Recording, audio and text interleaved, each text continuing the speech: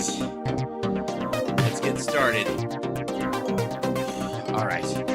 Look, all I can say is I'm showered. Yes, my hair is wet still, and I kind of have like if I push my hair back over my ears, I'd have like Jean-Claude Van Damme hair from Hard Target right now, except darker. But that's other than that, completely uh, indistinguishable. What kind of a name is Chance? My mama took one. So, good times. Mhm. Now, there's already we're already seeing the chat blow up. Hi guys. Welcome to the most wonderful chat in the world. I can't tell you how many compliments I get about you guys from other shows, because when you show up, they're like, "Oh, thank God."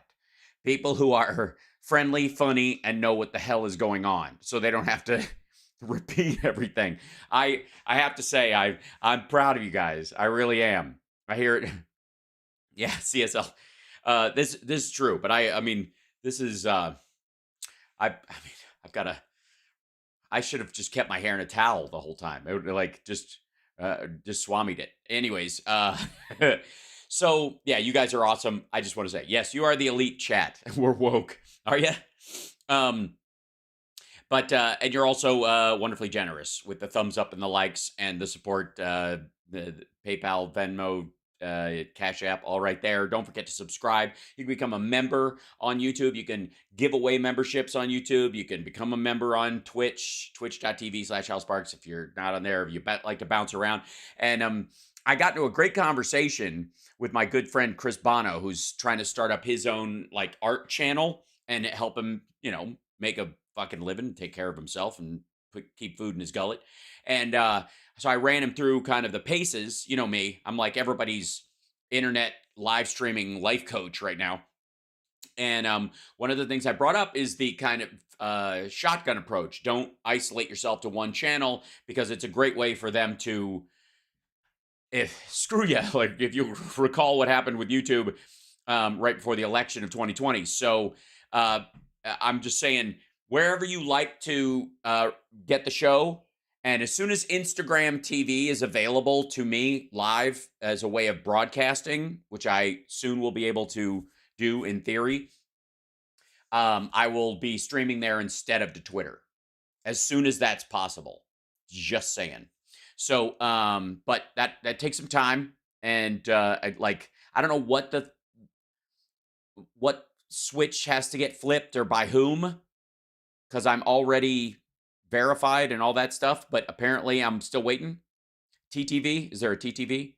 Should we go to the Twitter TV? Is that what that is? Whatever you yuck your yum with. Yeah, it's none of my goddamn business. Hello, Deanne from Ireland. We love you, and you're goodbye, and I don't like it when you fight. So yeah, hey people, lovely. Thank you for being here.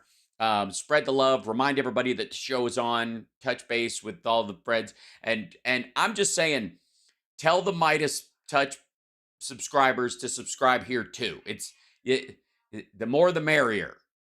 I have been, since my show has been online and available, I have been rating Midas Touch and sending audience their way. By golly. And I will say again, one of the reasons why I'm also thinking what a wonderful crowd you guys are is that when I raid Midas Touch on Twitch, for example, and I send the audience over there when I'm done, if they're on or they have a show on, which by the way isn't live, they replay it, but that's cool. It's just when they're we invariably have literally dozens more people than they have in their chat that are there. So we're helping. I'm just saying, we are benefiting by showing up. So just, yeah, please interview Coach D from Midas Touch. I will do just that. We're going to get it. I'm psychic diesel. We will make that happen. The troll the other day said you're with TYT. Oh, okay. So they're just using what, talking points from a decade ago, or are they really up to date and realizing that TYT is coming around to what I've been saying for a long time? Finally, on some fronts, and being accused of being right wing because they're moderating on some things. And by the way, I will say it's not so much that they that TYT attacks, right wingers or whatever, and now they're kind of talking like one. Fuck off. The big problem is they attack me when we're allegedly, anyways, for the same shit because I believe in incremental change that sticks as opposed to all or nothing. If we can't get everything, nobody gets anything. Horseshit. So, anyways, well, that's another conversation for another time. We got a lot to cover today, not the least of which is the fact that the Whistleblower X, there he is, ladies and gentlemen. Ooh. Or as I like to call him, the kidney.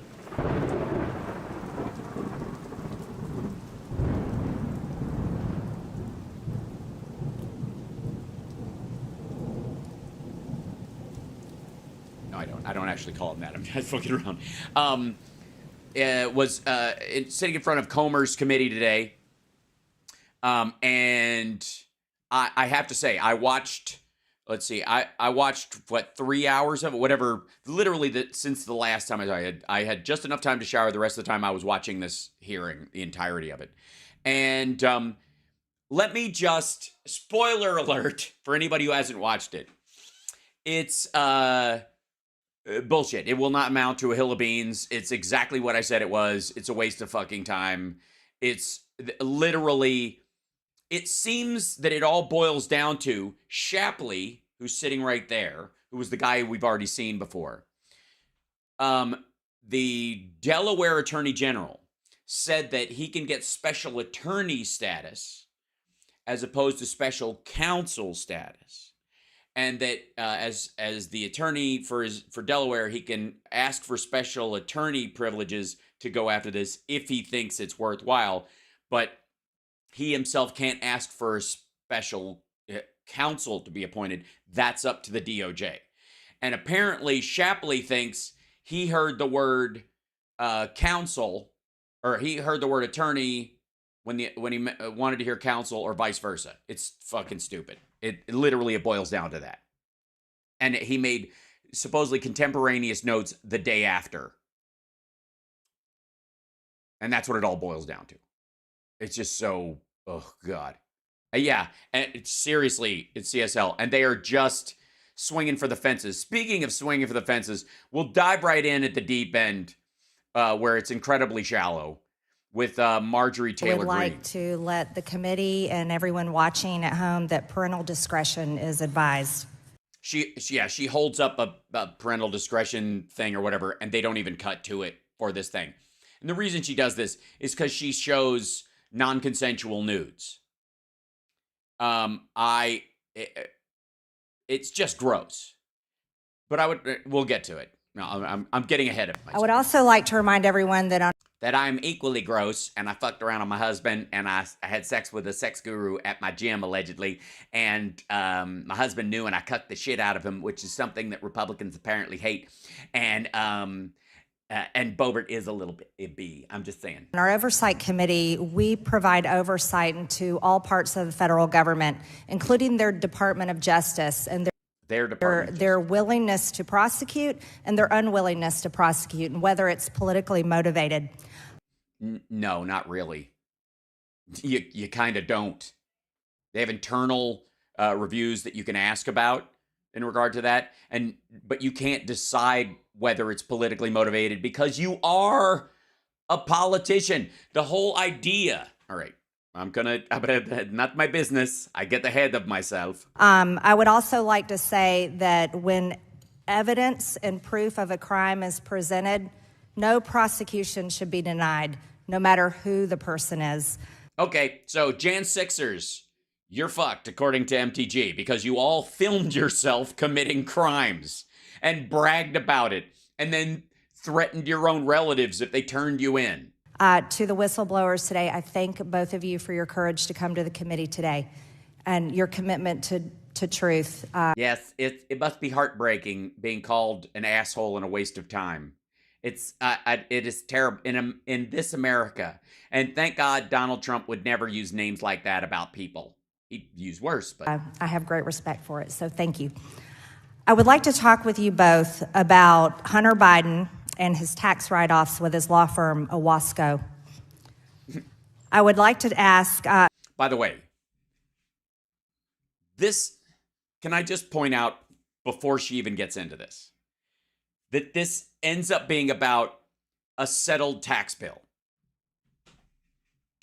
I honest to God, I don't know about you, but I was promised a foreign influence scheme to pay people to subvert America's standing in the world. Were we not promised that last week and the week before and every time they've ever brought these idiots in front of the committee, where every single time we are promised this influence peddling scheme must be brought out into the thing and they're for sale and blah, blah, blah. Okay. And when it comes around to MTG, her entire focus is apparently I don't know, maybe this is a fixation that's special to her in particular. I don't know if she has a sex guru she could bring as a witness to talk about sex addiction or any of that stuff. Something that I don't actually think exists. I mean, what, nymphomania, I suppose, is a real thing, but sex addiction itself is like, what are you talking about? Anyways, that's a conversation for another time. All right, here we go. Mr. Ziegler, when did you start your investigation? In your testimony, it was November 2018. Is that correct? Yes or no? Yes, that's correct. Thank you. November 2018. Now, I don't remember who was president then. We'll have to look it up. During your testimony with the House Ways and Means Committee, you stated that through bank records, you identified Hunter Biden was paying prostitutes related to a potential prostitution ring. Is that correct? Yes or no? Well, I mean, are all prostitutes, I mean, were they freelancers? Do we know? Was someone, I guess to answer that question, this guy would have to know that these women had a pimp or a madam or an organization, that they weren't independent contractors. Let's just go with that. Yes, that's correct. Okay, well then he's just blowing it off. I guess details don't matter. I've also reviewed those same bank reports, commonly referred to as SARS, Suspicious Activity Reports, and I'm very troubled by them. Yes, because they require reading. We read thousands of them in the Treasury. This particular excerpt from a SARS report talks about human trafficking, and in regards to Hunter Biden and Owasco and payments he was making. And by the way, insofar as I can figure out, she considers a plane ticket for a prostitute to fly to you human trafficking, which at that point, I guess any hooker caught in traffic is trafficking themselves. There's a huge difference. Like, can we not call all forms of prostitution human trafficking? A willful engagement of this kind of stuff in prostitution is not the same as human trafficking. This idea that it's all that a grown adult engaged in sex work is automatically a slave, which is the assertion here, is fucked up. Or the idea that they use a pimp or a madam or an escort service or something like that for their own safety and protection at the same time is automatically human trafficking. And that she makes no distinction between people who have no intention of being in the sex trade, who aren't interested, don't for any reason at all, don't want to do it, and they are snatched off the street and forced into it, which I think is the distinction. Yeah, but she doesn't. Which is interesting because I would, curiously enough, under her definition, because Stormy Daniels her room was paid for by Trump and that he paid her money later, Donald Trump trafficked Stormy Daniels by this definition. What's even more troubling to me is that the Department of Justice has brought no charges against Hunter Biden that will vindicate the rights of these women who are clearly victims under the law. Clearly victims under the law. Now, why are they victims under the law in this theory? Well, what would make them victims, and this is only if they are, forced into this and are not willing participants as adults or what have you, but assuming that is the reason they are victims is because the law has been changed to where anyone engaged in sex work is not automatically assumed to be the criminal in a circumstance, because you had a long time ago hookers and johns, and they'd get busted, and the john would go free and the hooker would get busted because she's the one engaging in the criminal activity because she's selling sex. And as our dear friend George Carlin used to say, fucking is legal, selling is legal. Why isn't selling fucking legal? So yeah, the reason that technically, if they are engaged in this as and there's a potential crime being committed, if a crime is being committed, it's only that they are unwilling participants as adults in this, which is what would make them trafficked victims. And her assertion that they're automatically victims, the only reason she even has that wording available to her in this law is because Democrats changed the laws around sex work to not assume that the women are automatically the villain in the situation. Yeah. And somebody's saying green shirt. Her shirt isn't green enough for what we need.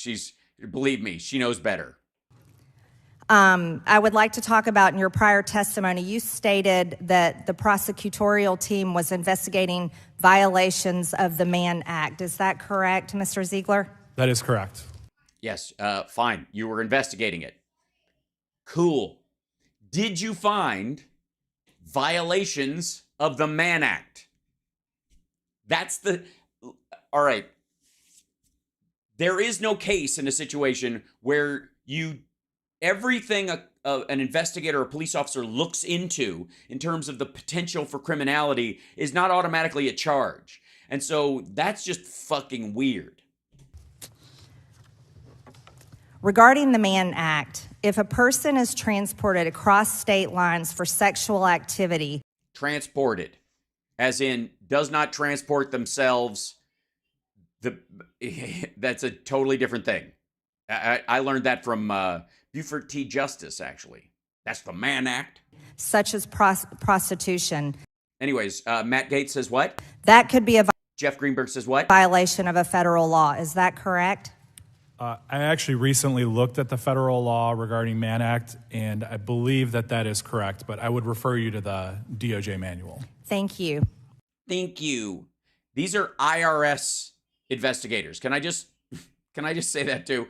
This guy and Shapley, who's there, are IRS investigators. They investigate whether someone has paid taxes on a particular thing, most of the questioning I saw today went so far outside what these guys would even be allowed to investigate as far as what they have to. And the idea that Republicans now want the IRS to be able to investigate like crimes of moral turpitude or any other stuff as opposed to referring them is another thing entirely. All right. I would like to show you a half-naked woman. That's just in case you're wondering, that's not a hot dog bun right there. That is a woman's legs and ass and her feet hanging off the edge of a bed she's tanning herself or something when her head's blacked out. They can't really see the way she's holding it up, but she's holding up a plane ticket and two pictures of a scantily clad woman. Sent this to the committee. And I don't know why you need to show this woman's backside. But okay. This is showing Hunter Biden paying for a victim's United flight from LA to Dulles. I believe this is a violation of the Mann Act. This is Hunter Biden's. Yeah, well then bring this up with the DOJ. This is his proof that he bought the ticket. He bought it for this woman right here. He flew her from Los Angeles. By the way, if I may,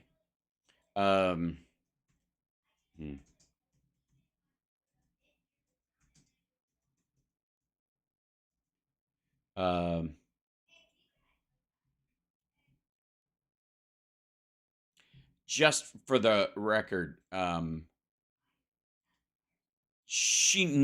this story came up, this is May 15th, 2023. Rudy Giuliani sued for $10 million by former aide over alleged sexual assault. This is ongoing, by the way.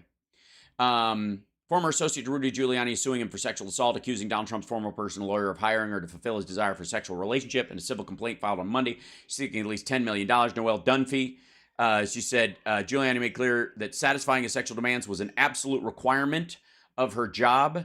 This would fall into the trafficking zone of stuff, especially because at this point, she was financially under so much weight, and he owed her so much money, and he had so much power as the president of the United States' attorney that this is a great case for controlling someone for using financial means for sex. This is anywhere Giuliani flew Dunphy was sex trafficking. Dunphy said Giuliani promised to pay her $1 million a year and represent her for free in a separate legal matter concerning a domestic abuse thing. He found out she had a controlling ex, and he used that to psychologically manipulate her in the first place, and then didn't follow through. According to Monday's complaint, he forced her to perform oral sex on him throughout their relationship. He went on alcohol-drenched rants that included sexist, racist, and anti-Semitic remarks. Giuliani presented himself as a generous employer and hero, and she recorded him, and he gave her the right to record him. There are recordings. That trial itself, once there's a date, is going to be vomit-inducing. And by the way, every single thing she's bringing up in this thing is in the Rudy Giuliani case in spades. Okay, just for the record. To Washington on June 14th, flew her back to Los Angeles, California. So was she untrafficked then? On June 15th of 2018. And I would like to point out that if he was purchasing her a plane ticket for sex and traveling across state lines, do you believe that to be a violation of the Mann Act, Mr. Z? Well, it's not his jurisdiction as an IRS agent. Here's the question for him. If he flew her there just to have sex with her and flew her back, can you write that off on your taxes? No. Okay, next. So I can talk to specifically what's in my transcript regarding the Mann Act. So I know we were compiling the information together. Yes, but Mr. Ziegler, as the law states, by the code of the law, it states. By the code of the law. The code of the law. Travel. He said, hold on one second. Yeah. What did Trump say about that? We're going to be appointing very pro-crime judges. No, something else about something being illegal. Yeah, look. Right. Paying someone to go across state lines is prostitution. It's a violation of the Mann Act. Let me just move on just one. No. Well, I mean, I don't know how broad the Mann Act is, but again, paying them to cross state lines for prostitution, I think that's a kidnapping related thing. One more second here. So when Hunter Biden paid for this woman to do this with him, to travel across state lines. Can you write that off on your taxes? Inquiring minds want to know. From California to Washington, D.C. And also, fuck is wrong with you? Why do you get to show that? Like, because this woman, who she is I'm not going to look her name up, but it's public knowledge. So holding up non-consensual nudes of her, even if you like, just blacking out the crack of her ass in private pictures from somebody's phone. Here's what I want to know. How is this not a violation of the reproduction and dissemination of non-consensual nudes? This is not evidence of a crime. There is no crime alleged. The idea that he flew her there, they had sex, and then she flew back. If she got money for hanging out or whatever, I mean, this is essentially how escorts get out of the situation that I think street hookers would have a problem in, is that they can argue he didn't pay me for the sex, he paid me for the time, right? Is that that's how you'd have to ask Trump. He's the expert. But the idea is that you get this fancy trip. The sex is just an ancillary 30-minute part of the whole endeavor. The rest of it is just a big paid vacation, right? That's how they argue it. But it doesn't matter in terms of this because there is no, you may look into the idea that it was prostitution. You may assume that it was prostitution. You may even accuse both of them engaging in prostitution, but you have no evidence that that's actually what they did unless you bring both of them in, put them under oath, and say, was this sex for money? In which case, both of them will go, I plead the fifth. And then short of any other information other than nudes on their phone or money for a plane ticket, or even, yeah, I gave her money because I liked her as a person, you don't, if you're not there for the exchange of the cash for the service, the case dies.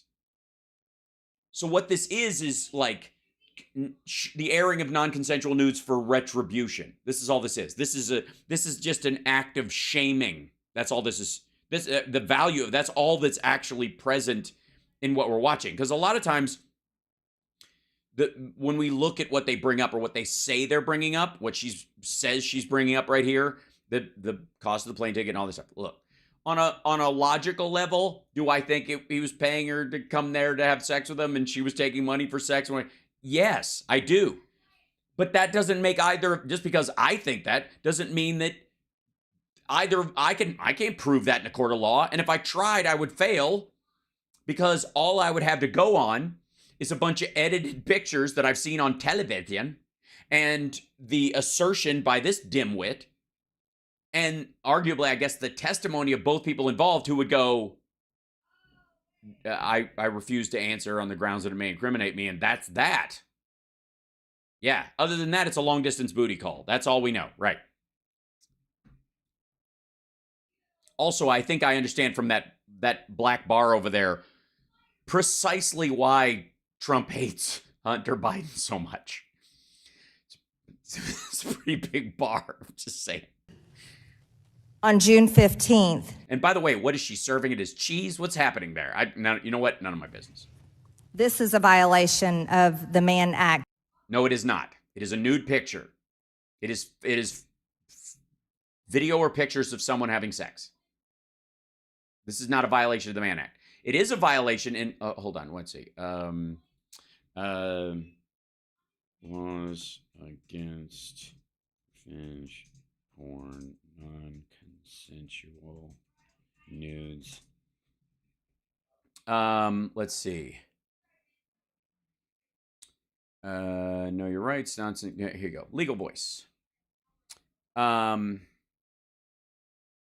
Non-consensual pornography is when sexually graphic image of you is shared without your consent. It's also commonly called revenge porn. These images may include images taken during the course of an intimate relationship, including images you took of yourself or shared with the intent to keep them private. I think that qualifies. Hidden recordings, images stolen from electronic devices, that would also qualify. Recordings of sexual acts, etc. This definitely is legal. Yes, sharing or publicizing intimate images without your consent is against both civil and criminal law. Is it illegal? Yes. Washington law states that it is a crime for a person age 18 or older to knowingly disclose an intimate image of you. I'm fairly certain they mean age, right? Yeah, person of age 18 or older, not IQ of 18 or higher, which would, in the case of Marge, would be difficult to assert. I don't have any evidence to the citation needed. The image was obtained under circumstances in which a reasonable person would know or understand that the image was to remain private. The person knows or should have known that you did not consent to the disclosure, and the person knows or reasonably should know that disclosure would harm you. Now, this is true of the hard drive that was floating around. And John Paul McIsaac is the primary guilty party in this, which is why Hunter Biden is suing him. And then once he gets a guilty verdict against John Paul McIsaac, which is coming, and McIsaac will go, I didn't get this. Somebody dropped this shit off. I don't even know if it was yours. That's going to happen too. Once that gets to Giuliani and Mackey, and then she gets called in to say, where did you get copies of this stuff? We got it from, government records or whatever. Well, did the government violate his rights against, unreasonable search and seizure when you were looking at nude photographs of him? Because I got news for you. A picture of you looking like you're smoking crack is not a picture of you smoking crack. And here's an example I will give. This is, let's see. Let's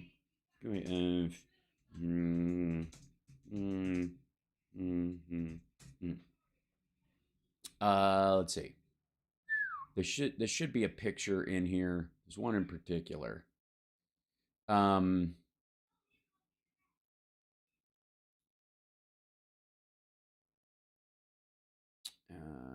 know we have one somewhere. So how about I'll just put smoke. 1 second. There you go. Ladies and gentlemen, I present to you. See if I can bring this one up. This would be a picture of Michael and Brian smoking weed. This is Gail Harold with an herb cigarette in his mouth that is rolled to look like a joint. And this is me not inhaling, which annoyed Gail to no end, and letting the extra thick smoke from this seep out of my face to make it look dramatically like a real photograph of smoking. So insofar as this dipshit is concerned, the idea is, if I may, is that this is evidence of a crime. This picture was taken before weed was legal. Now, it's not pot, but you can't tell that from the picture. And I'm not inhaling, and you can't tell that from the picture. And we're not really smoking. For all practical purposes, we are posing for a photograph. But according to Marjorie Taylor Greene, that is evidence of a crime. See how that shit works? See how, I mean, you could take the entire episode of, you could take any number of episodes of QAF and make the case that there was activities happening that you clearly see happening there that aren't. This was prostitution. Well, no, it wasn't. By the way, flying her there and fucking her and flying her back. Again, all you have evidence of in any of this is a long distance booty call. Let me continue. Continue to what? Dig a hole where you could be sued for showing non-consensual nudes in an open congressional. I don't get that. Did Hunter Biden also use his company, Owasco PC, to pay prostitutes? Can you hold on 1 second? Careful now, because those women's names are in that thing, and you're asserting that they are prostitutes. Were they arrested and charged with prostitution around any of these things? Yeah. Chairman? Yeah, we'll give you this additional time back. That was. That he needs to talk to his attorney about this. Were they prostitutes? There you go. Now, this guy is about to accuse the women in these pictures of prostitution, not of being flown someplace, not of being given money by a man friend, not of being recurring booty calls and a guy that just plies women with cash, but prostitution specifically.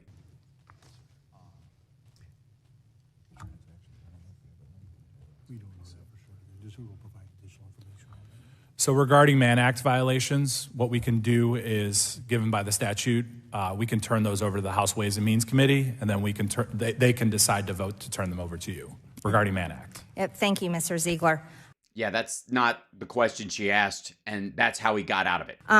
So talking about Hunter Biden using his company, Owasco PC, to pay prostitutes, this is also a suspicious activity report showing that victim one, the woman that was paid for prostitution, that traveled from California to Washington, D.C., paid for by Hunter Biden. This is an excerpt from a SARS report that we've read in the Treasury, and I think you all have looked at these too, showing that victim one was supposedly an employee of a... Also, if this is the excerpt, is she changing the name to victim one or the person? Because the SARS report would not assert they were a victim. Right? This is the committee's language. This excerpt, you know, they're calling, she has chosen to call this person victim one, but she's also highlighting it as well. But I would like to point out, this is not Good Lord, woman. What the fuck is wrong with you? really what most paralegals do for law firms. And it's very serious that Hunter Biden was paying this woman through his law firm and then writing it off as business tax exemptions. Most people write off. For the record, you're alleging he engaged in the crime of participating in prostitution. At no point was he arrested or charged with participating in prostitution. So if she was giving him legal advice on how to avoid those charges, well then, by God, she was worth every penny. Apparently, her legal advice is rock solid. You know, their write off things for their taxes through their businesses, like a meal or say office supplies. But reams of paper. I'm sorry. Can you confirm for me that Hunter Biden had written off payments to prostitutes through his law firm, Owasco? I appreciate the question given by the statute. I'm limited in my testimony today, and I respectfully would need to turn those records over to the House Ways and Means Committee. Okay, thank you, Mr. Ziegler. One last question. You referred to one of the assistants as West Coast assistant. I believe this is the West Coast assistant. Could you agree with that? So I can tell you that there were deductions for what we believe to be escorts, and then that $10,000 golf club membership. Yes, that was not a golf club membership. That was for a sex club payment. That was. Oh, all right. Well, a sex club isn't an escort or trafficking. Now I've never been a member of a sex club. I am equal parts interested and frightened by the notion, as I think most people are, who have a healthy sex drive and a cautious approach to other human beings. But let's see. Let's see. Who else goes to sex clubs that we could probably look? Oh, how about this? Elon Musk reportedly denied entry to Berlin Sex Club, boasts a couple of dark rooms, several closable cubbies, unisex bathroom stalls big enough to host a party of six. He's been on tour of Berlin sex clubs, but Twitter's largest shareholder may wish he had an edit button for a recent night out. Musk tweeted that he refused to enter the highly exclusive... He refused to enter the highly exclusive, sexually permissive techno nightclub Berghain, but according to reports, he was actually denied entry. He followed Saturday with a stop at the warehouse club Sisyphos, where he was spotted in a Zorro mask and afterwards headed to Berghain. Berghain is the world's most well-known techno club, described as Rolling Stone as infamous for its sex parties and boasting a couple of dark rooms, several closable cubbies, and unisex bathroom stalls big enough to host a party of six, which are clean with industrial strength projects, not used outside of the meat packing industry. Hello. This is a good place to get your meat packed. But a sex club is not a place. It's not a brothel. I think that's why there's a word brothel. I think, yeah, it's an orgy club. Right. Now, again, I don't think the membership, unless you're in porn or the adult industry or, wait a minute. This is a good question. Because if a golf membership is written off as a business expense, and that's why he put it as a golf membership. Why are golf memberships where you can golf with other people, which is legal, why is that okay as a write-off for a business expense, but if you take your business clients to fuck clubs, it isn't, because fucking is legal. If it's in a town or a city that allows for places like that to... So maybe he hit it not because it's not a real write-off, but because it's less embarrassing, right? That's the honest question. For a sex club. I think a lot more disgusting shit happens on golf courses, for the record. Payment. Well, strip clubs would be different because strip clubs are entertainment venues to go see stuff. I guess you could take somebody if you can take somebody write off movie tickets, you should be able to write off a strip club as well. In that theory, if grown adults can do legal shit, I don't know what the difference is, but I would say that tickets to a sporting event sometimes are not considered write-offs. I don't know. I guess yeah. I get all of this, but anyways, the difference is everybody in the club is a participant in a sex club, but not in a strip club. Some people are there just to be watched. I don't know. At this point, I'm hard pressed to find out why this is more. It's less a crime and more an attempt to use a less embarrassing name for something. You can write off season sports tickets, right? So I guess why is prostitution against the law? I don't see any reason at all. Yeah, I don't either. I mean, I arguably Households Club curious. No, I'm confused by the standards is all. But as a tax deduction, if you can write off one, why can't you write off the other? Right? Such as this from Hunter Biden to prostitutes. Also, Mr. Shapley. Also, oh God, what the fuck? Come on. Mr. Chairman, we're at 1 minute and 50. Hunter recorded multiple sex tapes with a prostitute he had paid for out of his law firm's bank account. And what is, good Lord. 3 seconds over, as long as Ms. Ocasio-Cortez can get equal. All right. Thank you, Mr. Code. 2.5 minutes expired and went. I gotta say, that's just gross. What the fuck is wrong with her? Also, again, first of all, put aside the thought that there's an argument for prostitution to be legal and blah, blah, blah. I mean, I'm in Nevada right now, and it's legal somewhere, not others. It's a zoning thing, which I find is fascinating. It's like, I guess the prostitution laws are a lot more akin to parking violations, like red curb, blue curb, whatever. I guess, but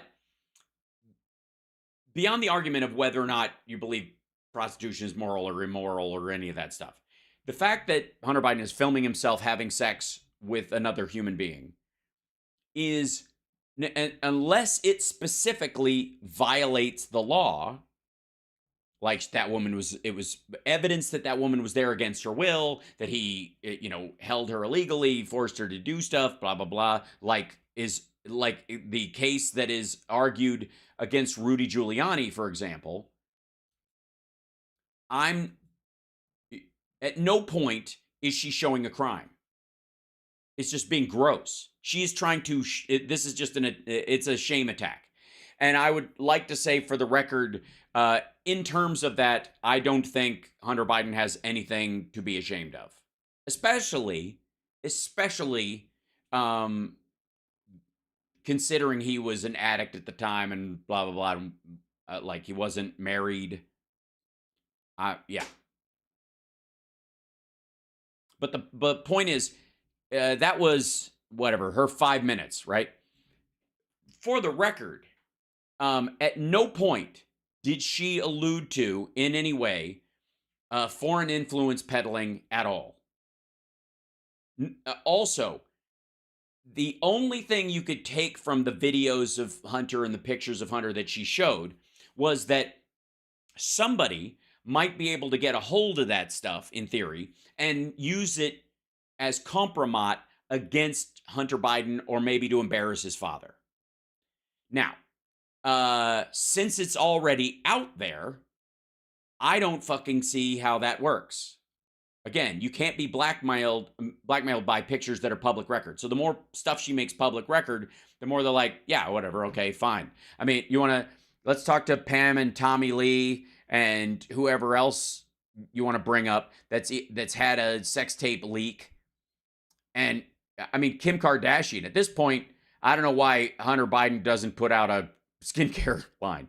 That said, okay, so some people are asking, and this is the whole stretch of this. Here, this is AOC's rebuttal. And I would, for the record, at one point, they gave Marjorie Taylor Greene extra time for that shit. She went over. And in going over, they, Raskin reclaimed the time. And he gave it to Alexandria Ocasio-Cortez, which I thought was a great move. And then he asks to yield at one point, asks if the gentlelady will yield so that he can have a piece of it because he wants to bring something up. And what he asks about, because he does this later, is Jim Jordan said that Barry Weiss, the Trump-appointed Delaware AG or whatever, said he had control over this entire investigation and then he didn't. He alleges that. And Raskin points out that there was no such contradiction in his documentation at all. That the two letters he sent were, one was clear and the second one was a clarification because apparently he recognized that he had sent that letter to someone who was fucking stupid. FBI field office and asked them to the special agent in charge to contact the Secret Service special agent in charge from the LA field office at 8 a.m. on the morning of December 8th and tell them that two agents were going to approach Hunter Biden the other thing, this is him alleging that Hunter Biden got tipped off that they were going to interview him and that his attorneys were there waiting for them, whatever. I have news for you. If Hunter Biden, if two FBI agents showed up and said, we would like to question you, he would go, is this an interview or are you taking me in for questioning on a particular charge? And they would say, this is just an interview. And he would say, I would like to consult my attorney, and on his advice, I'm going to refuse to answer, and then we can set a time for this in the future. And anybody who didn't or wouldn't do that is, don't forget the Scrooge tape. I was trying to, and then thanks. So anybody who didn't answer it that way is dumb. And any FBI agent will tell you this. As part of an official investigation, and the night before, all of that changed. And all of that changed because FBI headquarters and Secret Service headquarters coordinated, and that information had gotten out to everybody the night before.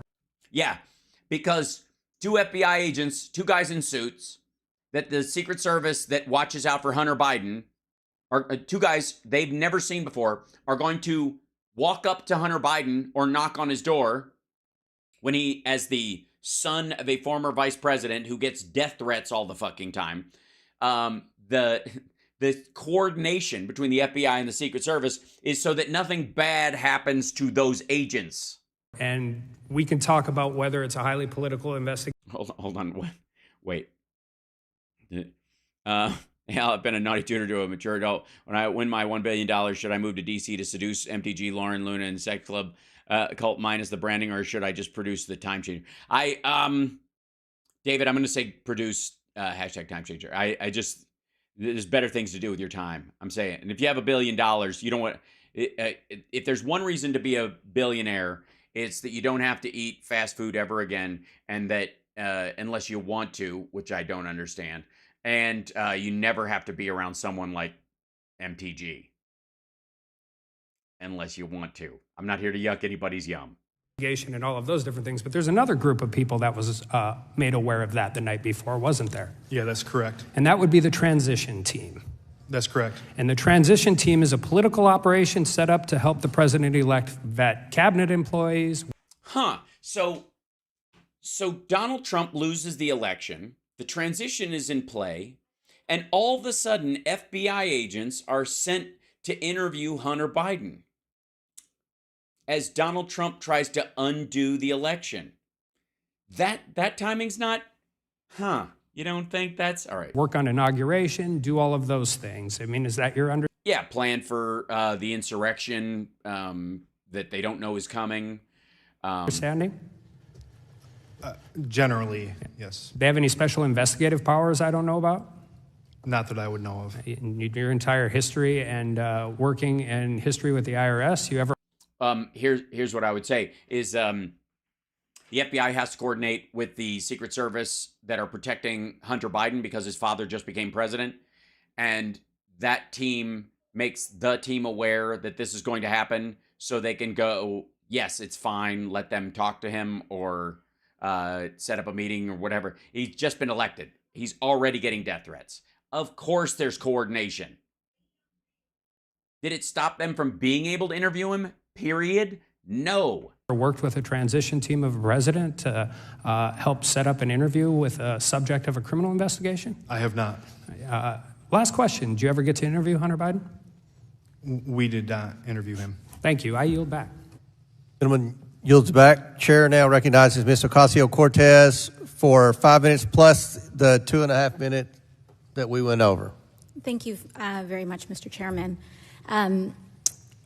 Also, everybody on the Democratic side is doing some solid work. There are a couple of Republicans who are trying to at least stick to a detailed-oriented questioning. The problem is they're just juggling wet turds, so they can only do so well. But AOC is rock solid with this stuff. Good afternoon, Mr. Shapley and Mr. Ziegler. And I want to thank you both for appearing before us today. I understand that this is not easy. And it is very important that both of you are respected during the course of this hearing. Agreed. See how easy that is? They're thugs. They're dangerous. They're trying to destroy. They should be. These people are sick. They're sick. They should be. These people need. Somebody has to do something about these people immediately. That kind of language, I would say, is inappropriate. Mr. Ziegler, in your deposition to the Ways and Means Committee, I believe you said that that you began this investigation in 2018, correct? That is correct. And so some of the events that you discuss in your deposition took place 2, 3, 4 years ago, correct? Over the last several years. Yeah, that would be correct. In your deposition in front of the Ways and Means Committee and in your testimony before us today, you have relayed your memory of events that occurred over the course of a nearly 5-year investigation. And Mr. Ziegler, when you testified before the Ways and Means Committee, you also testified that you were told that it was then Attorney General William Barr who made the decision to... Yeah, I don't remember who was president then, and I don't know who hired Bill Barr. Hashtag the best people, something I remember, but it was so long ago. Merge the D.C. and Delaware Hunter Biden investigations, correct? I did testify to that, correct.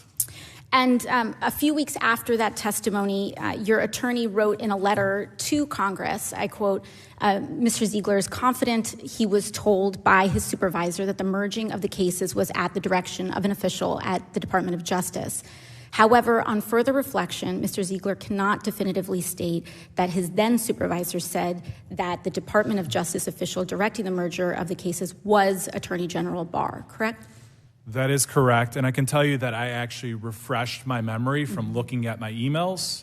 And there was an email that I found from my supervisor at that time that stated what had happened. And I can turn that over to the House Ways and Means Committee at some point. And in that updated email, does it include Attorney General Barr or not? So I can't speak to the contents of that email, but... No problem. I think in light of the correction, and truly in good faith, these things happen all the time, right? The recollection of these investigations require an extraordinary amount of detail, and the charges of what is being brought forward today are extremely serious, which require a high threshold of evidence, including investigations and depositions. She's pointing out the fact that he testified that Bill Barr had been involved in the choices around this and then changed his testimony later. And it basically sets this point that you've done this before. There's no reason why we shouldn't expect that that's what's happening today. But, I hope you'd agree that even the best memory can be fallible at times. And that is the widely understood reality in our justice system. Mr. Shapley, from your testimony today, I think you would agree that it is important that criminal investigations be conducted fairly and free from political influence. That's why we're here today, correct? Yeah, and minus the revenge porn as well. I would throw that in as well. I would argue. Yes, that's correct. Now, as you stated, and as was kind of discussed with Mr. Khan and with others, there are often disagreements. It seems as though within some of the transcribed interviews that we read, it says, yes, about 90% of the time, there is this IRS reviewing attorneys disagree with the charging decisions of the agents in the group, correct? That was part of the testimony, not all of it. So you basically said that 90% of the time, the agents want felony charges, want bigger charges, but only about 10% of the time do the AGs or the DAs or whoever there is doing the charging on it, the prosecutors, do they agree with that? Only about 10% of the time, because that's how agents work. Agents think everything is chargeable in a crime and they have evidence and others. Like, nobody's ever watched a fucking Law and Order episode? Why aren't you charging this guy? Because we don't have enough evidence to commit. But he did it. Yeah, I know you think so, but we need evidence to do that.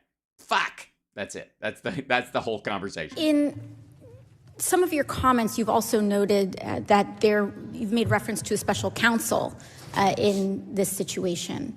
But I believe what there might be a reference to here is the question of a special attorney, not a special counsel, correct?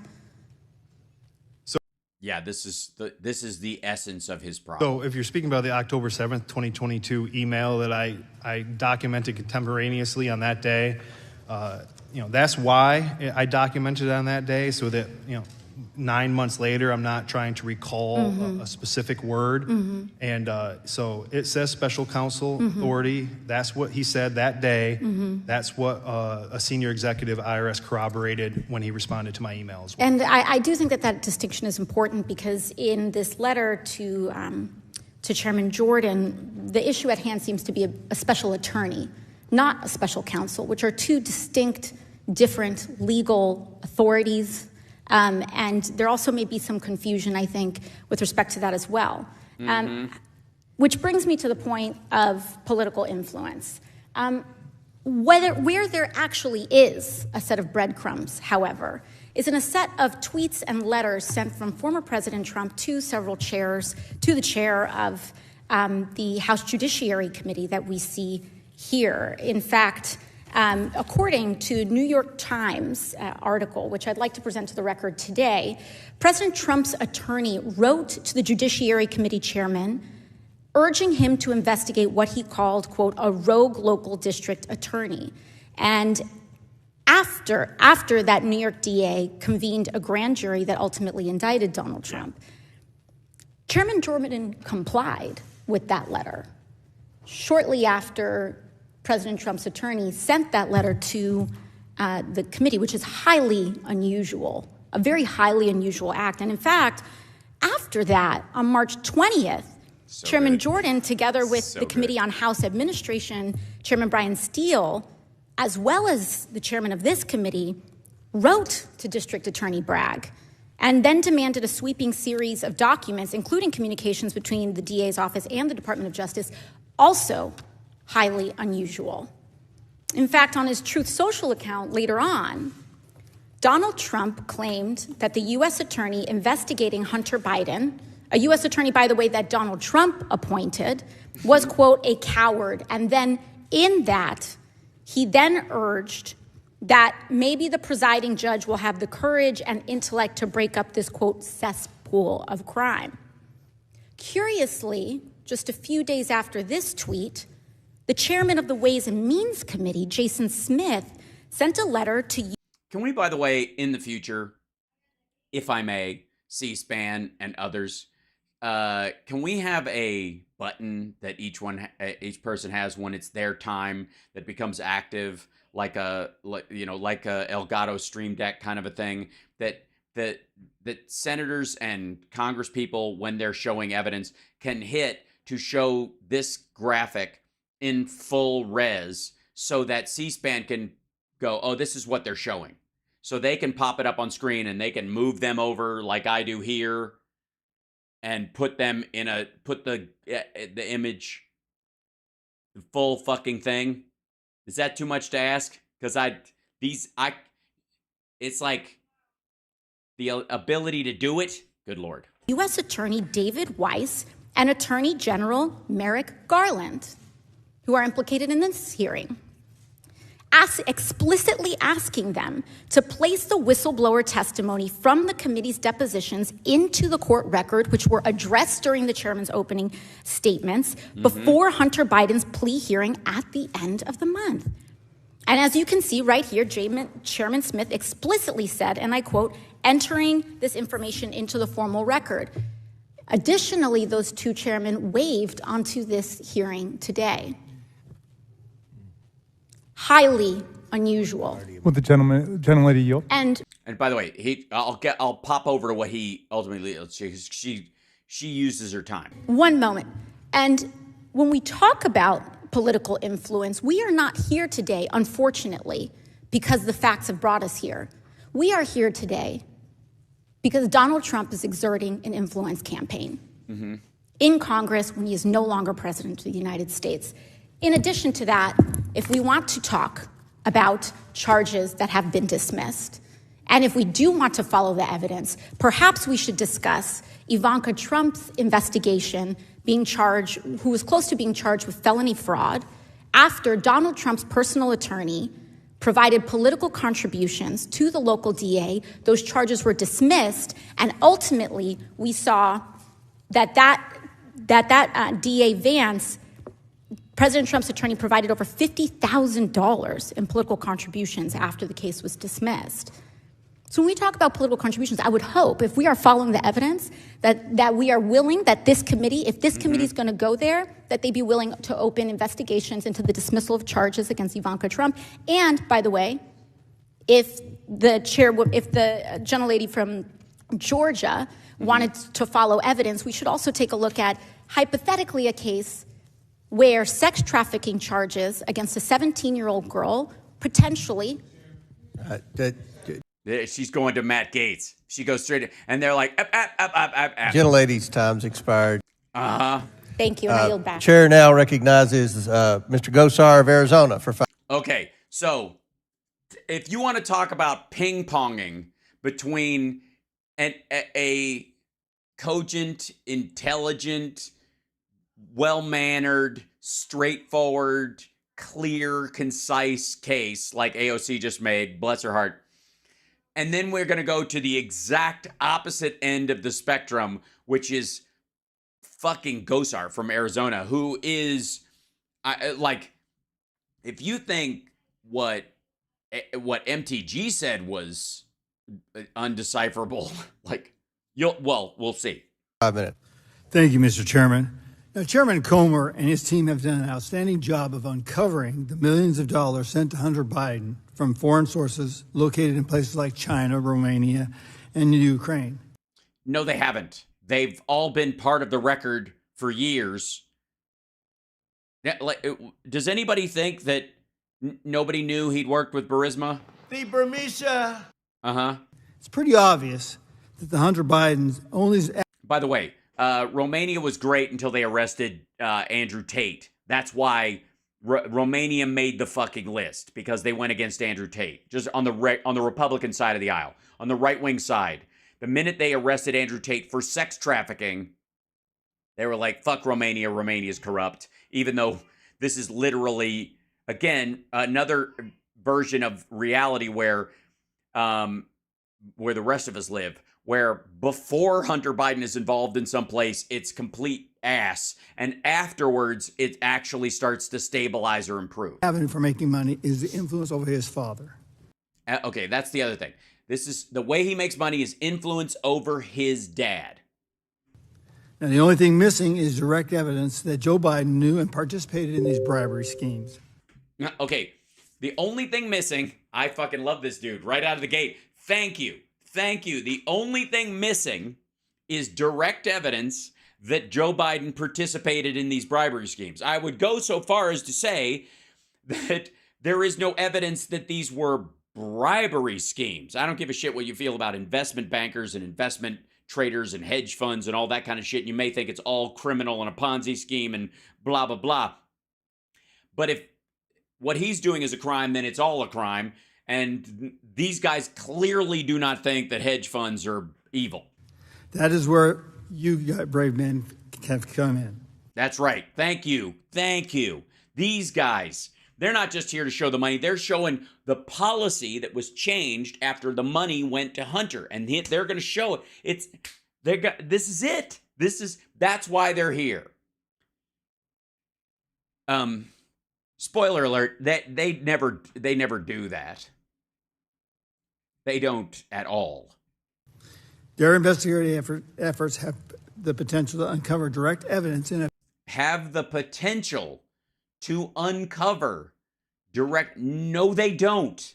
As a matter of fact, the IRS investigators around this are the farthest people in the investigation from discovering the reasoning behind something. As a matter of fact, the guilt of the crime, the ultimate crime that they are discovering, stops at the financials, not at the reasoning behind the financials. Nobody is asserting that these hookers had undue influence over Biden and his friends and fucking James and Shemp Biden and all that stuff. None of it. As a matter of fact, the IRS as an investigative body can't go any farther forward. Also, people are asking if he has Parkinson's or anything. He argues that he is healthy and has no physical maladies. So as long as he asserts that, I will just simply say I think it's Pervitin then. Paid to play. And in some cases, okay, it did. Okay, in some cases it did. Let's hear it, fuckwad. Bring it up. Do it. It's your 5 minutes. You don't even have to ask a question. That's 45 seconds. What? Yet they're very hindered from doing their jobs by the Department of Justice deep state. No, they're not. The Department of Justice deep state, which was run by Donald Trump and Bill Barr at the time. But secondarily, no. As a matter of fact, all they can discover is that what your write-offs weren't actual write-offs. And they could say that you had money that you didn't report. That's it. They don't give a fuck. The IRS doesn't give a fuck why you didn't report it. I couldn't report it because it was a bribe. Like, that's not the point. As a matter of fact, you could say, why did you not report that money? I'm not saying. Well, then we're going to charge you with because you didn't report it. That's it. As Mr. Shapley put it, quote, Shapley. He's not shapely. I'm just saying for the record. At every stage, decisions were made to benefit the subject of this investigation. End of quote. No, they weren't. Passing around nudes that are not germane to a tax investigation is not made to benefit whatever the fuck. That's Hunter Biden and by extension, Joe Biden. Yes, by extension, because one is they're related biologically. Now these men are not political people. They're hardworking agents. The last thing they want to do is speculate. What are you talking about? You're speculating about their speculations. So I'm going to stick to confirming the most egregious examples of the DOJ's prosecutorial misconduct, abuse. Okay, the most egregious, I'm glad we're going to get this stuff. The most egregious examples of prosecutorial misconduct. Here it comes. And favoritism detailed in their testimonies. Okay. And leave it up to the American people to draw. Yeah, you draw your own conclusions. Do your own research. Ivermectin. Draw their own conclusion. Mr. Shapley, under U.S. tax law, taxes owed all are on all income received from legal and legal sources, right? Legal and legal sources? Right. Yes, yeah. Hypothetically, if a person is subject to U.S. taxes receives $1 million for serving as a director for, let's say, an oil company, they would owe taxes on that $1 million, perhaps as much as 38%, correct? If they're a U.S. taxpayer, yes. Failure to declare the receipt of such income violates the U.S. tax code, correct? Yes, it would. Failing to timely pay the tax owed in whatever amount violates the tax code, correct?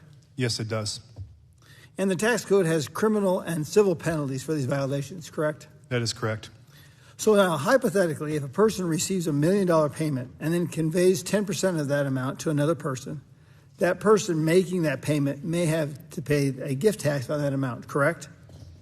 Yeah. You know what? This is a good example of stuff. Like this isn't surprising to anybody, but let's see.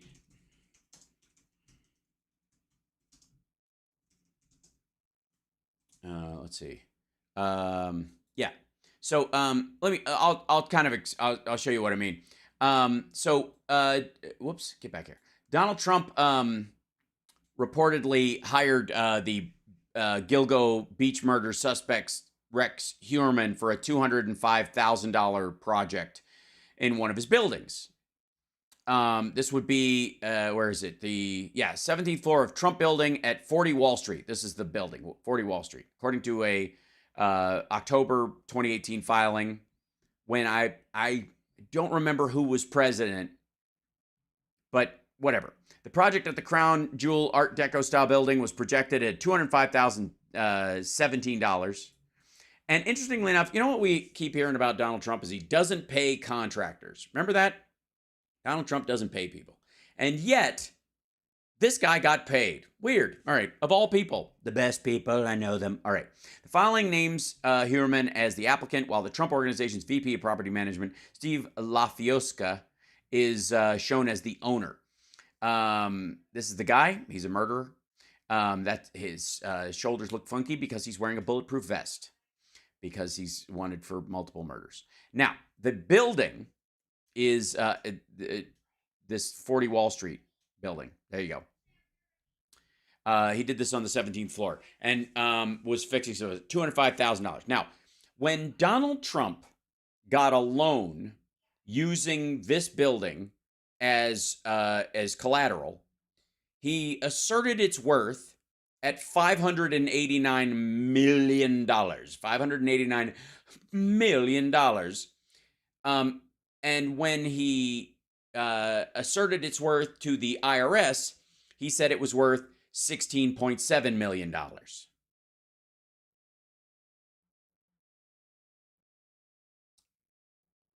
Yeah. He told the banks it was worth $500 million. He told the IRS it was worth $16 million.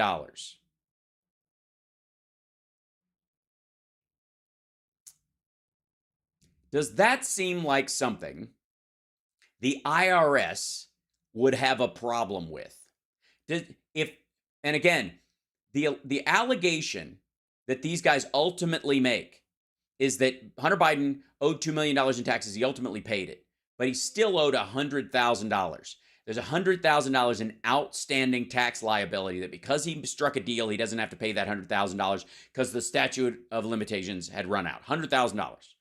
$100,000. These guys worked on the taxpayer's dime for 5 fucking years to chase down $100K. And they're still doing it. Meanwhile, $100,000. Ultimately, even the outside, $2.1 million. That's the top end of the absolute most that Hunter Biden is alleged to owe in back taxes and that these guys recovered. $2.1 million. Donald Trump is either lying to the banks about $400 million worth of, 480 worth of money on this particular building, approximately, or he's, 562 and change, because it's 16.7 or something like that he told the IRS.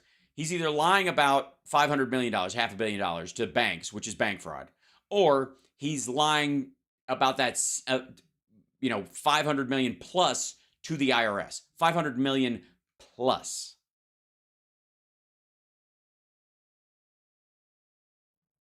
$562 million. There you go. Thank you. This is, I would argue, a much bigger case.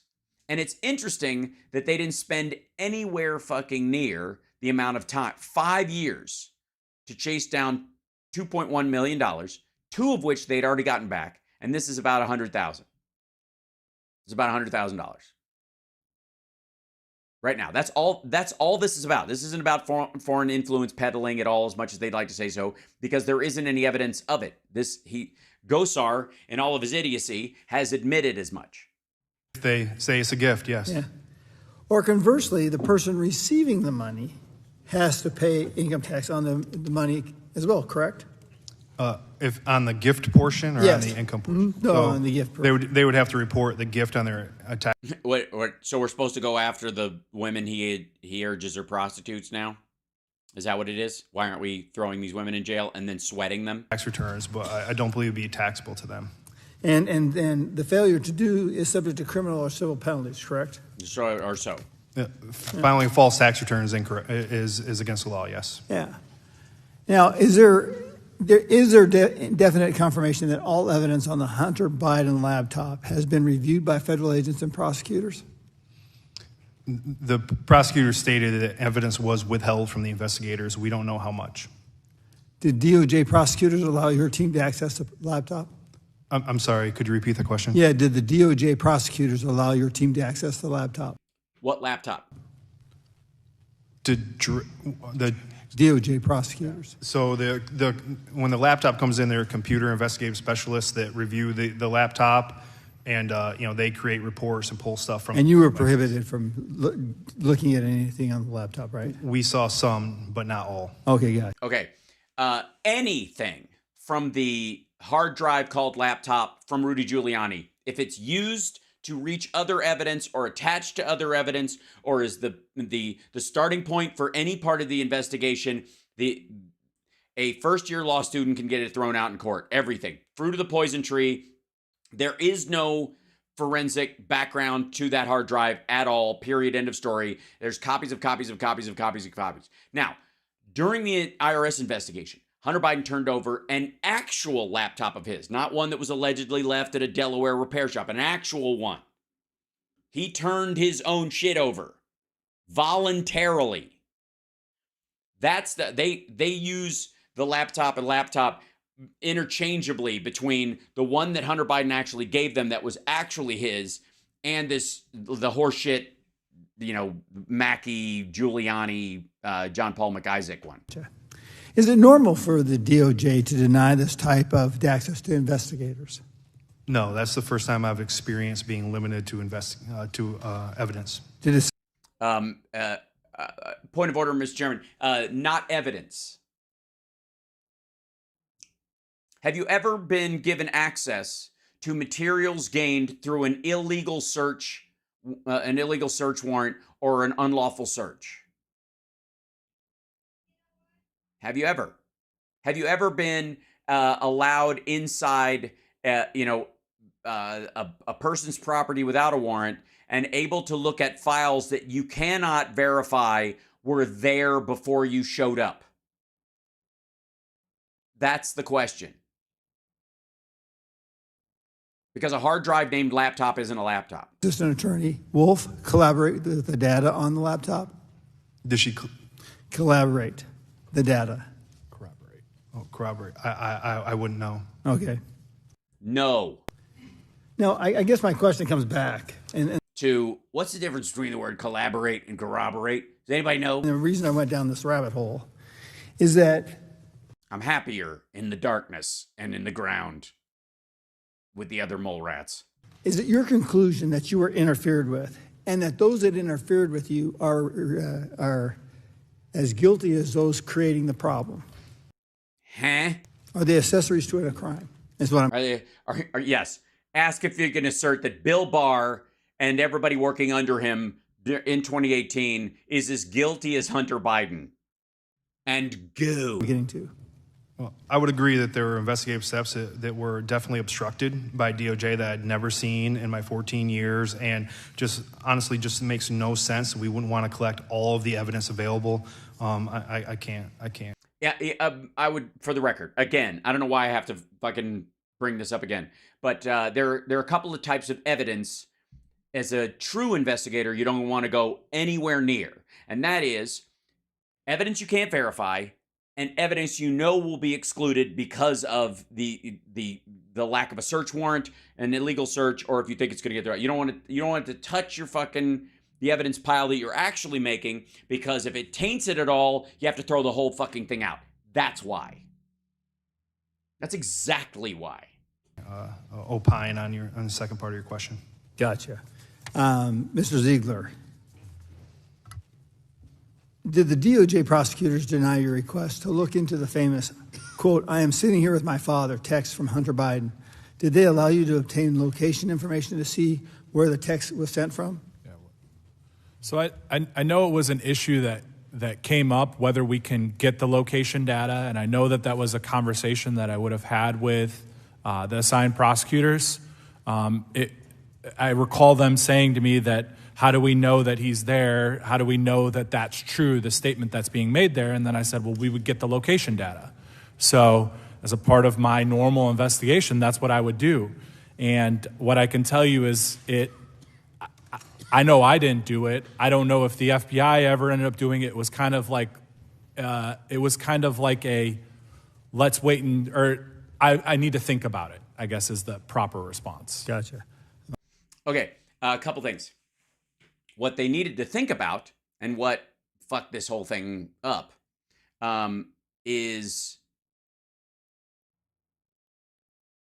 what he's asserting in the conversation evidence of the crime about not paying taxes? Does it have any relation to the investigation they are engaged in? So therefore, do they have the right to use that or file it as part of their, or would be excluded as unrelated material and prejudicial information put into this?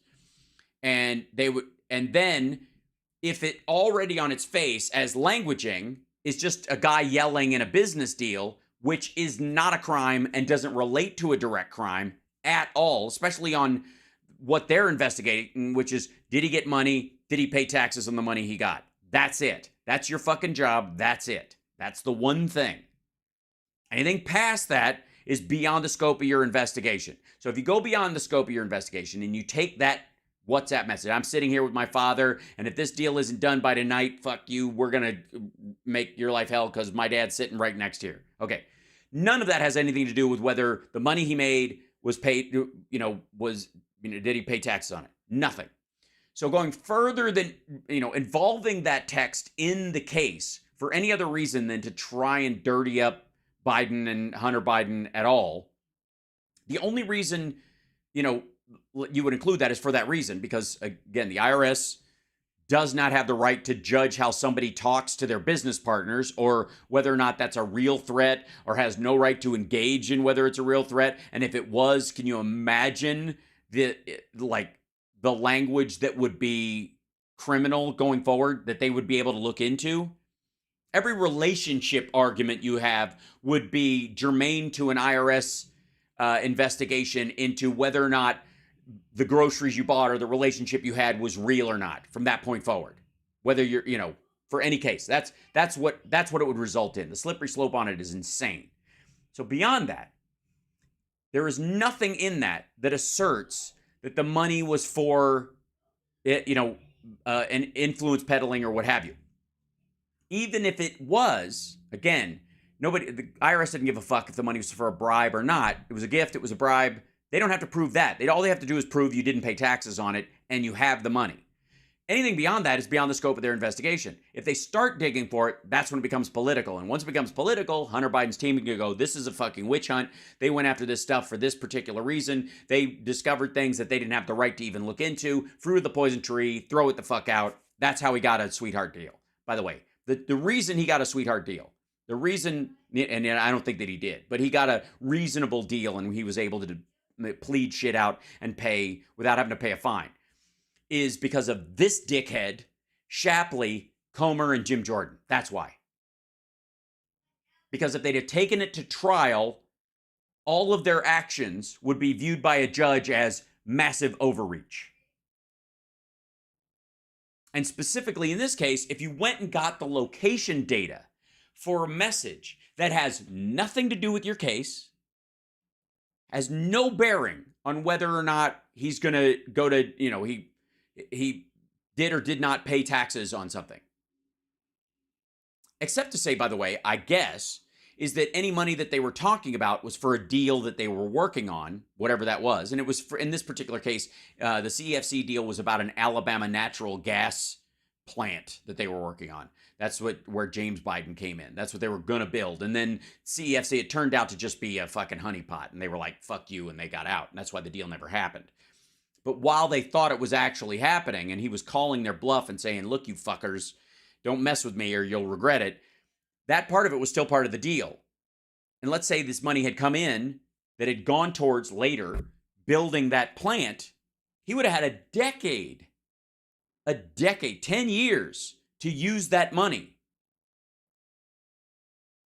So there is no point where they can go and look up the location data and it would be within the realm of their investigation at all. And the only way it could is if they had seen Joe Biden's taxes, they saw what property deeds he had and his financial disclosures, and there was an enormous mismatch that matched money flowing in. And there is none. None. It does not exist. There is no magic bank account like Trump's Chinese bank account. None of that. Nothing.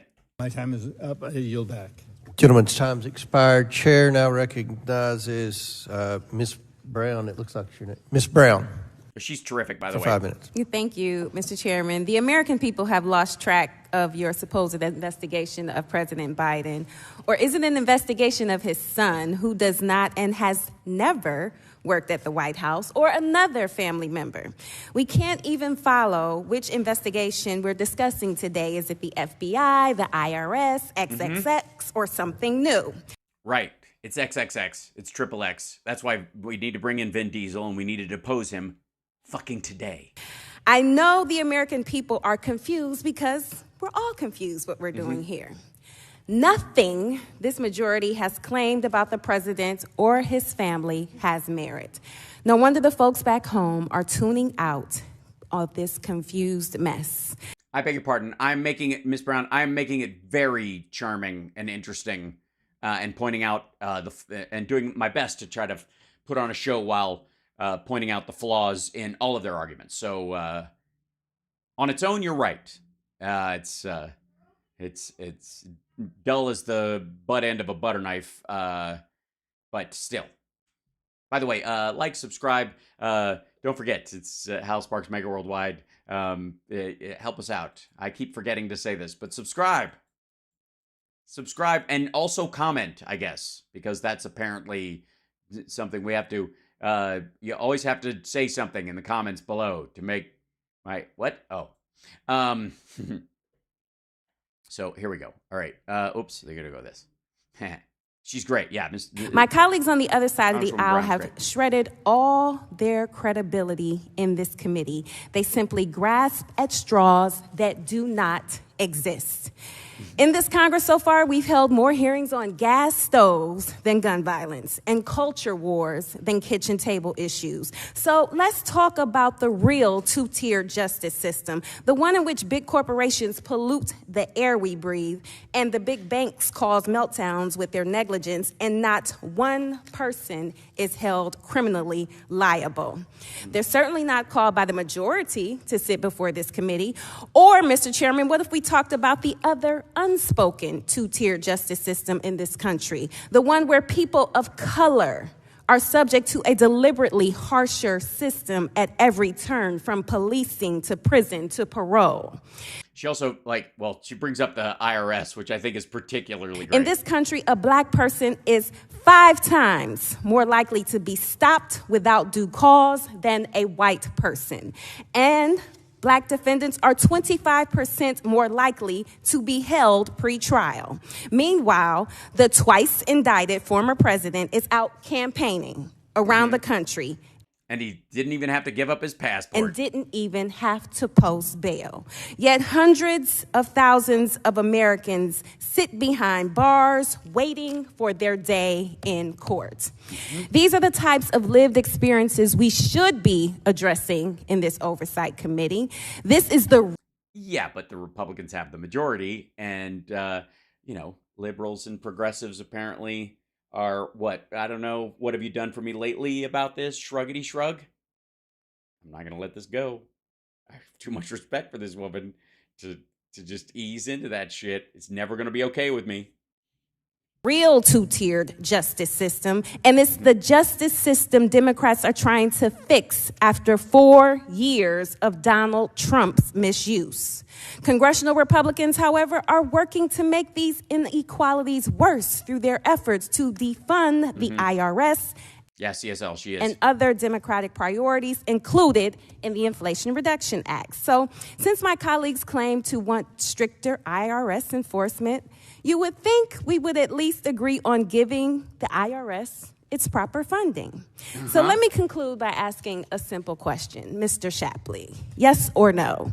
Do you know the rate at which black taxpayers are audited as compared to taxpayers who are not black? No, I don't know. Well, the answer is black taxpayers are audited at 2.9 to 4.7 times the rate of non-black taxpayers. Another question for you, sir. Yes or no? Will this hearing help alleviate the racial disparity in the rates of the IRS audits? No. That's not the topic. Thank you. And with that, I will the gentleman yield. I will yield the balance of my time to the ranking member. Okay, so this is what I was talking about. So this is the part, and I think Chantel Brown is from D.C. If people were asking, yeah, I think she's the. No, she's from Ohio. Wait, no. Yeah, Ohio. She's the one who ran against Nina Turner. Thank you kindly and for your excellent questioning and statement there. The chairman of the Judiciary Committee, when he was here, invited us to believe that the U.S. Attorney for Delaware had changed his tune or changed his story. But when you look at the letters he actually sent, he didn't change his tune at all. He said the exact same thing every time and even expanded the Yeah, so just in case anybody's following, the Republicans make everybody listen to the say the Pledge of Allegiance, and basically they're all under oath as they do it. This is the way they run things. And so Jim Jordan, not surprisingly, just lied under oath about a government official on the record. Answer to be perfectly clear. In his June 7th letter, he says, I've been granted ultimate authority over this matter, including responsibility for deciding where, when, and whether to file charges and for making decisions necessary to preserve the integrity of the prosecution consistent with federal law, the principles of federal prosecution, and departmental regulations. In other words, it's up to him. It's up to the U.S. Attorney. Then, in June 30, the letter to Chairman Jordan, he says, second, in my June 7th letter, I stated, quote, I have been granted ultimate authority over this matter, including responsibility for deciding where, when, and whether to file charges, etc. Unquote. I stand by what I wrote and wish to expand on what this means. And this gets to the heart, I think, of what we're doing here today. As the U.S. Attorney for the District of Delaware, my charging authority is geographically limited to my home district. If venue for a case lies elsewhere, common departmental practice is to contact the U.S. Attorney's Office for the district in question and determine whether it wants to partner on the case. If not, I may request special attorney status from. And that's the thing. Special attorney, not special counsel, not asking for a special counsel. I have to ask for special. If they don't want to partner with it, also in talking with them and why they don't want to partner with it, I might change my fucking mind. The Attorney General pursuant to 28 U.S.C. 515. Here I've been assured that if necessary, I would be granted Section 515 authority in the District of Columbia, the Central District. By the way, I have a special, like almost a happy ending for the show today. I just want to make sure, don't let me forget, chat room, because I have like a story I want to hammer because I think it's so telling about all this shit. California or any other district where charges could be brought in this matter. Okay, and it is the difference, as Ms. Ocasio-Cortez was saying, between special counsel and special attorney, which might explain the confusion or the disagreement here. In any event, the U.S. Attorney for Delaware had all of the authority he needed to bring whatever charges he wanted, wherever he wanted, and he is the witness for that. Thank you, Mr. Chairman, and I'll yield back to the gentleman. I would like to be clear that he was assured that authority. He was assured. Yes, he was, and he said he was assured the authority. And he is limited within Delaware. Well, right, but that's just the rules. You're just restating what the rules are. That's what he explained. You're not a lawyer, right? You don't work at the Department of Justice, correct? He's explaining what the rules are. Gentlemen's time's expired. Yeah, can you not like stomp all over my idiotic super witness, please? Okay. Chair recognizes Dr. Fox from North Carolina for 5 minutes. Oh, God. Dr. Fox. Has anyone... Well, never mind. Thank you, Mr. Chairman, and Mr. Shapley, Mr. Ziegler, thank you for being here today. Blowing the whistle against a man as well connected as Hunter Biden. You can't blow a whistle against a guy you don't work for. You're talking about evidence against him in an extrajudicial forum after he has already settled a case. This is, in many ways, it's an attempt at double jeopardy through public lynching. Is truly financially speaking. Courageous, is a truly courageous act, and I hope that all of my colleagues can appreciate that as well. Mr. Shapley, I'd like to start with a simple question. In deference to you. When did you start your career as an investigator with the IRS? In July of 2009. Thank you. And in what year were you promoted to a supervisory role? In 2018. So that's 9 whole years. It was a good career track. 14 years of service at the IRS with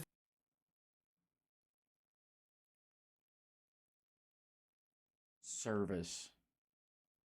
So a supervisor. All right, we're just assuming that everybody works equally as hard. Cool. 5 of those years in a senior leadership position, correct? That's correct. Did you ever in your role career as an investigator with the IRS? In July of 2009. Thank you. And in what year were you promoted to a supervisory role? In 2018.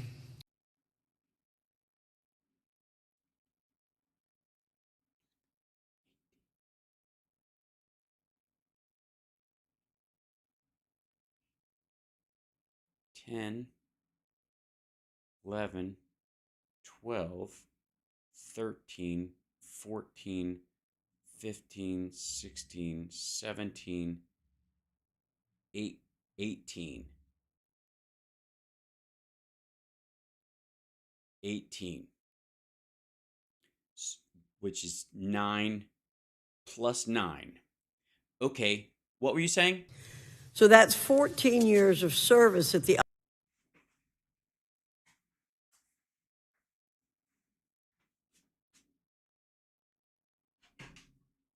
Goodbye, cruel world.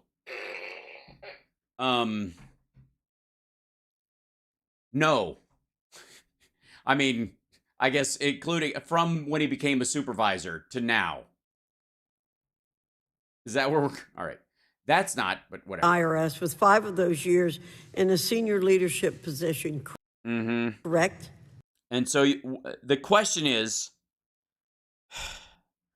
when did you start working? When did you get promoted? And during whose presidency did you get promoted? And do you have any loyalty to the people who were in charge when do you think you got promoted during the Trump administration because that's just when your time came? Or was there anyone who recommended you for a supervisory position during the Trump administration? Anybody know? That's correct. Did you ever in your 14 years of experience see an investigation be handled in the same manner as the one we're here to discuss today? No, I don't think he was able to look at anyone's homemade porn. But who knows? Obviously, he wasn't interested in the Epstein case. That poor man. One into Hunter Biden's taxes. I have not, no. No, I've never seen this much effort put towards so little money. And when were you made supervisor of the investigation in Mr. Biden's Operation Sportsman? In January of 2020. By your estimate. Huh. So you were promoted to a supervisory position during the Trump administration. And you were put in charge of this during the campaign year. and you think it didn't move fast enough. Does anybody smell that? It smells like bullshit. At that time, when did you initially believe that the evidence was sufficient to request physical search warrants in California, Arkansas, New York, and Washington, D.C.? So Special Agent Ziegler drafted the affidavit in April or May, and that was when for the search warrant. Of 2020? Of 2020, yes, I'm sorry. And it was a short time after that you began to suspect that career officials at DOJ were quote, dragging their... I don't think anybody at DOJ, I leave Snoop out of this. For the record, you do realize that asking for warrants to go after when Biden has already announced his son is the target of this, and all of a sudden, April, May, you just decided after 3 fucking years, now's the time. And you don't think anybody there would go, wait a second, hold on. You got promoted during the Trump administration. You got put in charge of this during the campaign year, at the beginning of the campaign year, like it's a fucking strategy. So you started this shit in January. They put everybody who hates this fucking guy on one particular team, and then you just decided Operation Take Him Down? Their feet regarding the next steps in the investigation. Is that correct? Yes, that's correct. And what were the next steps? Well, obviously, developing some sort of compromise. We're working on the October surprise team, essentially. And 2 months later, in June of 2020, you came to the belief, expressing as such in communications with the IRS CL leadership, that if normal procedures had been followed, that these search warrants would have already been executed. Is that horse shit? There is no situation where if the same thing had happened to Don Jr., no fucking way. No way. Is that correct? That's correct, yes. That's ridiculous. If the Obama DOJ had decided to look into we get all the money we need from Russia from Don Jr.'s statement, or Eric Trump's we have so many great members of Mar-a-Lago from China, and we have so many investments in China, and we get so much money from China or whatever. If the Obama administration, to help Hillary Clinton out, had started looking into it of January of 2016 and June of 2016 decided to introduce search warrants at Don Jr. and Eric Trump's house, you think that shit would have flown? Are you fucking nuts? Was this within the typical time frame for the self-imposed investigative pause that DOJ historically it's D-O-double-G, yo. tends to implement in cases is it possible that she thinks the deep state is actually just a giant department of government? That's possible too. Yo, D-O-double-G. preceding elections? Snoop Doggy Dog. Bow wow wow, yippee yo, yippee yay. Sorry. It was not. The official Department of Justice Public Integrity stand down came on September 4th of 2020. The official one did, because you were still trying to get him right up to the election because you work for Donald Trump. After the initial steps were By the way, since then, have you gotten to look at everything that you would have wanted to look at? I guess as besides actually getting a sperm sample from Hunter Biden, everything short of that. Have you seen it since? Have you gotten a chance to peruse the entire laptop contents that are the alleged laptop contents that are posted on Marco Polo or any of those? Have you had a chance to skim that shit? And in doing so, have you found any crimen besides the unpaid taxes part, which has been settled and paid? Inexplicably denied, prosecutors continued to... By the way, Cash App. to decline to advance on promising leads. There were, for example, many problematic text messages and emails on the infamous laptop. which doesn't exist, in August 2020. And if you'd have used it, you'd have fucked the whole case. There wouldn't have even been a need for a sweetheart deal, which there wasn't.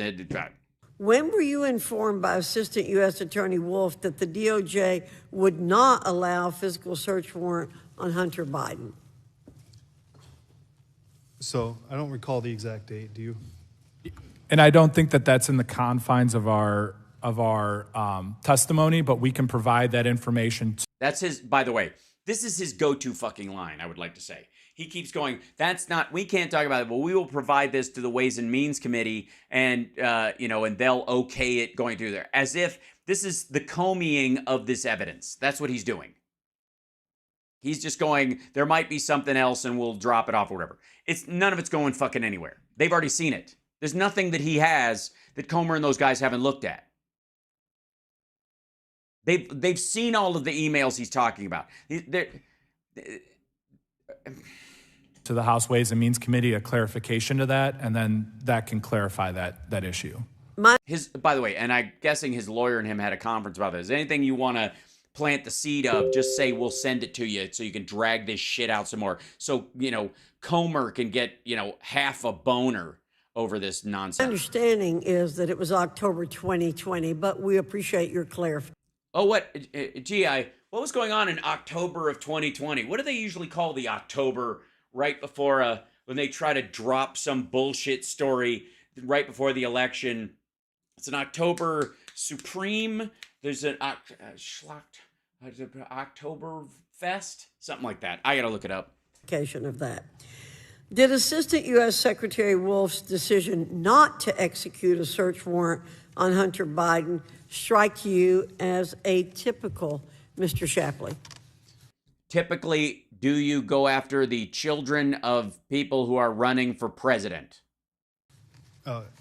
Generally, in any other investigation, if we have probable cause and we believe there's evidence in that location that could help prove our violations, then we would execute that search warrant.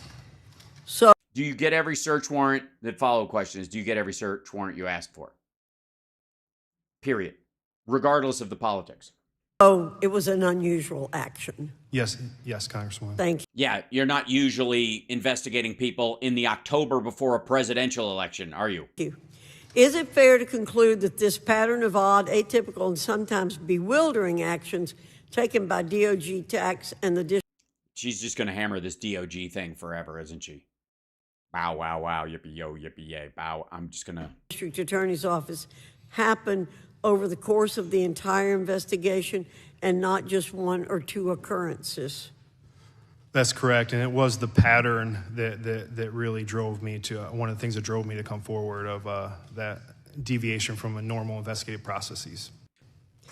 In your opinion, did these... For the record, the deviation here is in this guy not recognizing there's a difference between the current president who is already admitted to being a dirty trickster and having Roger Stone work for him and pardoning people that committed crimes in his, in his campaign and then in his administration, and just literally has no qualms about it at all, going after his political rival and setting these guys on him like attack dogs.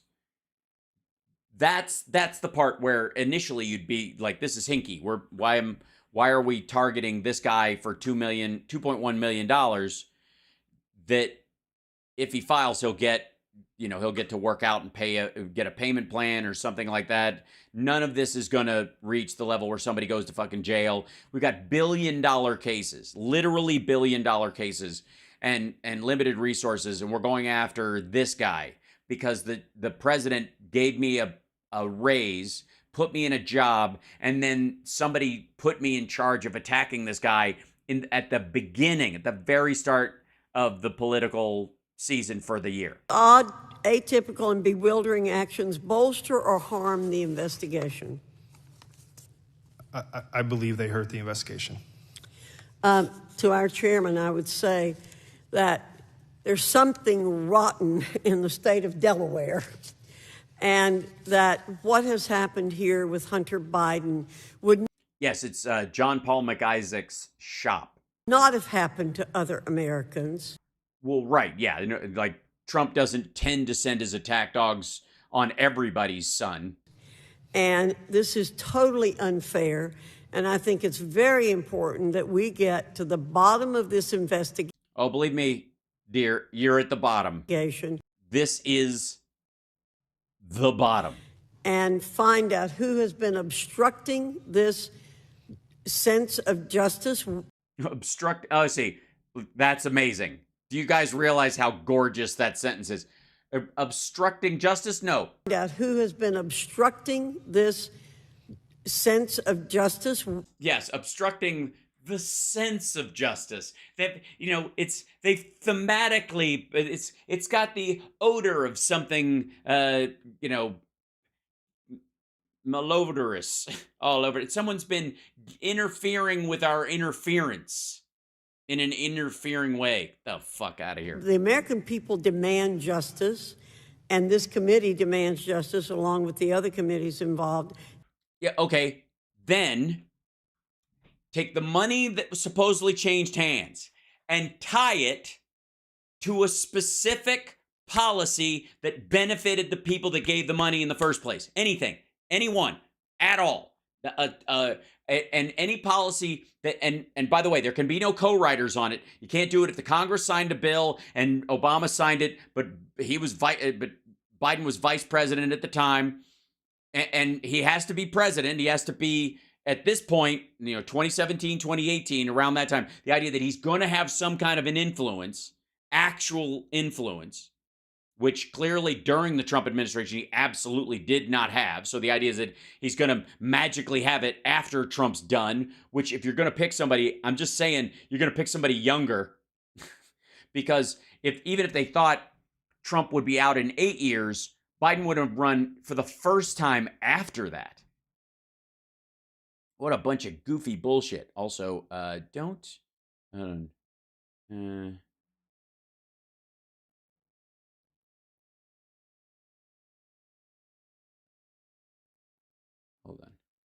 I've got to, no. I'm doing financial stuff on my page. Let me know if there's, mods usually take care of it, but yeah, anyways. Yeah, so this shit didn't go like anywhere else. Like, it's just a giant fucking waste of time. Now, Byron Donaldson, let's see, do we have time? We don't. It's 5 o'clock already, and I've got to show you. We'll get to more of this because there's going to be more of it. Well, I'll single out one for tomorrow that I want to cover because this is the entire argument. This is all of it. This is everything they have.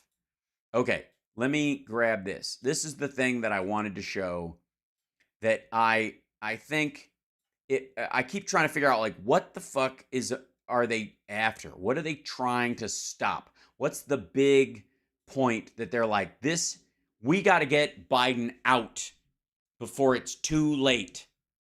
And I think I figured out what it is, what the singular one is. It's this.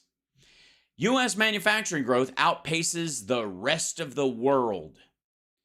This is the difference between U.S. and global year-over-year manufacturing growth. Look at the look at that. Look at Biden's coming in. Here's 2020. All right. This is the rebound. This goes to about right here. And then whammo. And now it's up over the world average. Okay, so 12-month moving average percentage points, January 2014 to November of 2022. American manufacturing growth started outpacing the rest of the world's growth at the end of last year for the first time in recent memory. The big picture. The reason for this surprising flip-flop are primarily energy and COVID related, according to the Atlantic Council Geoeconomic Center. That's the percentage change. But wait, production of renewable energy equipment saw a big uptick in the U.S. last year, and oil exports soared too. Look at it, soared too. What was that? Oil exports soared too. I thought, wasn't Biden supposed to destroy energy? Doesn't he hate energy? Isn't that what we heard? Also, domestic production of medical equipment like masks, gloves, and pharmaceuticals grew because we went to fucking solve the problem like some goddamn adults. Meanwhile, China's manufacturing growth was muted because of zero COVID policies, while the Eurozone's production has been impacted by higher energy prices. While the rest of the world grew a little, the U.S. surged, the Atlantic Council wrote. My favorite part is the bottom of this. I got it right. Details. The chart shows the difference between the U.S. and the world, excluding the U.S. Industrial production year-over-year percentage change, because if you add it to it, then it, right? Atlantic Council calculations are based on data from the Federal Reserve Bank of Dallas. You know, that liberal organization, the Federal Reserve Bank of Dallas. What's next? The Fed rate hiking campaign could still slow down manufacturing, as the Wall Street Journal reports. But one potential tailwind is the Inflation Reduction Act's massive incentives for clean energy production, which haven't even kicked in yet. That's my favorite part of this whole thing, which haven't even kicked in yet. Same thing is true of infrastructure. Those two things are as much as, you know, people will say the Fed raising rates have balanced out the money in the system and cost for, you know, how money is being spent as well as being produced. But the reality is these are the two main factors. The Inflation Reduction Act and the focus on green manufacturing in the United States, and a resurgence of making stuff closer to home because we will need it like fucking adults, followed by the Inflation Reduction Act's incentives for clean energy production, which, by the way, is why one of the biggest electric car battery factories is in Marjorie Taylor Greene's fucking district. Good Lord. And that's this part, that was because of the stuff that Biden did coming right into office. The rescue package and all that stuff. Remember, I told you the rescue package had as much green energy investment in it as anything before that point. The only reason the Inflation Reduction Act was the biggest investment in green energy in America's history was because it outpaced the last one, the last biggest investment in green energy in America's history, which was the fucking rescue package. And this doesn't even include the Infrastructure Act. By this time, look, we're already seeing this. We're already seeing the increase in jobs in manufacturing and building. Hand over fist, this is the greatest reshoring of factories in American history. And the amount of production on all fronts that's happening right now is extraordinary. It's crazy. Even if it wasn't, if it wasn't out of the ditch of how Trump handled COVID, the same way if Obama had been able to do his economic policies without the destruction of the Bush administration wrecking the economy, without 2008, without the crash, the growth would have been extraordinary. And that's one of the reasons why Republicans try to pull the ripcord every time they're going out the door. We know we're going to lose.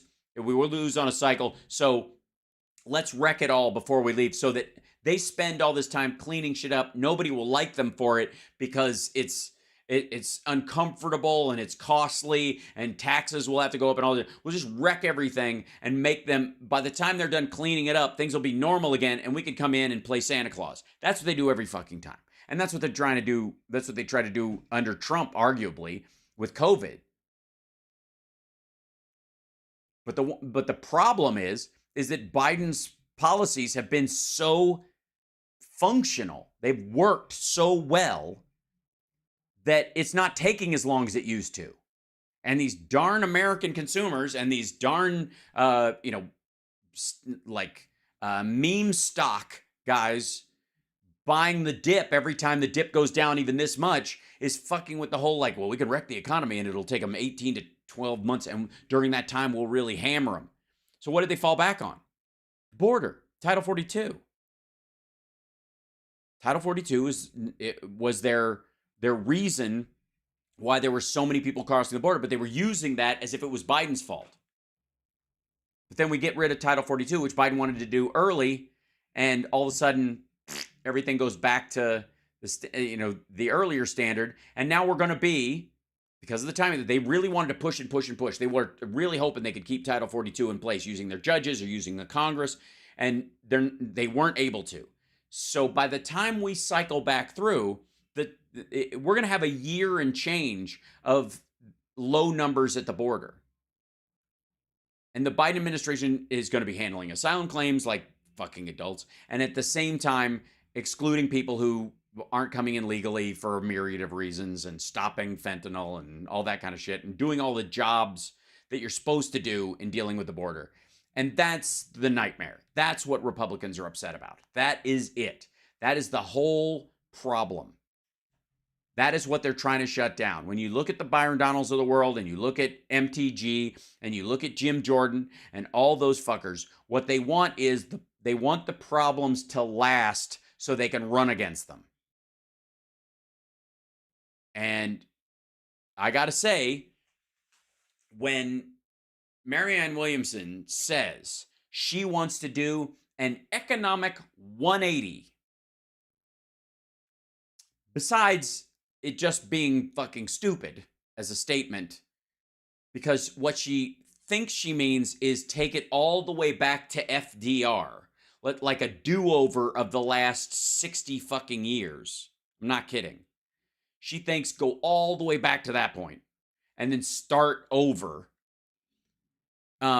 which is, I mean, excludes the biggest like economic growth and stability and financial well-being of fucking everybody into the, but also you're never going to get back to that point. When you say 180, what you really mean is the recent past. That's what everybody's going to think. That's why it's stupid as a campaign concept, because let's do a 180 and go back to what? Trump?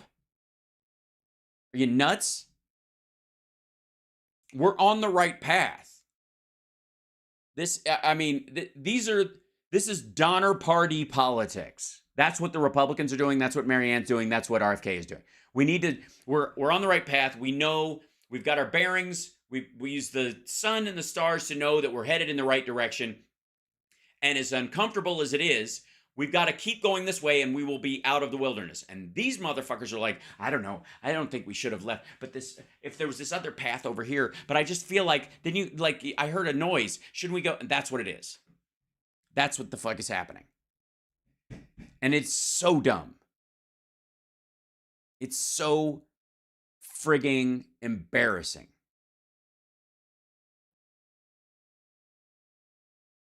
Anyways, I adore you guys. Oh my God, twice as much fentanyl has been stopped at the border. The U.S. is going to hell. That's exactly right. Because if these problems get solved and the government gets boring again, and Joe Biden can run on, we deal with these big issues and we deal with them like adults, and I'm not taking shit from anybody, but the rest of you should just be able to get on with your goddamn life. And we do have some trolls in here, like Wayne. Thanks, Wayne. I mean, I like your fake name. I think we all do. But again, yeah, I would like to hear any of the trolls. Feel free to comment below. Since if you're gonna dick around in here, don't do it in the chat room. Show your homework. Because ultimately, if you're gonna turn this country around and go because we're going in the wrong direction, you've got to explain why you don't like the massive uptick in manufacturing. You have to show why you don't like the lowest unemployment in 60 years.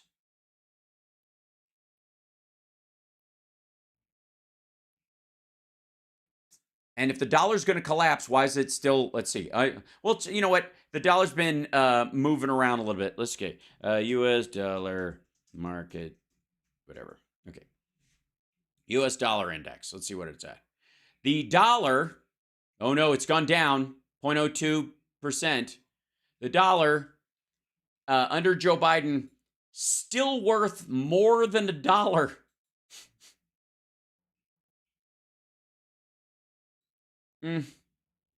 Still worth, the dollar is worth more than $1.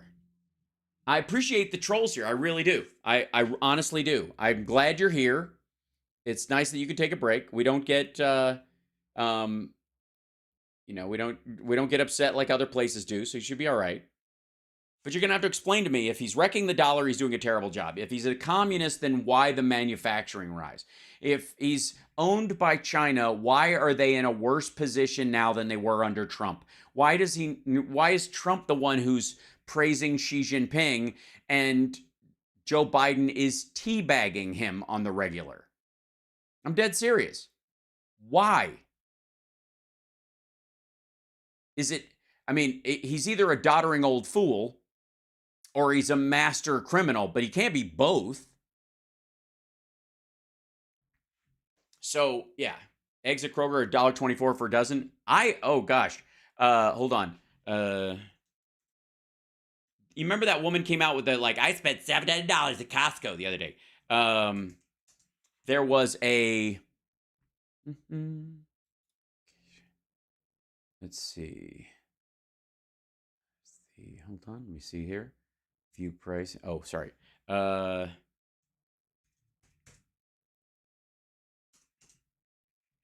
Give me 1 second.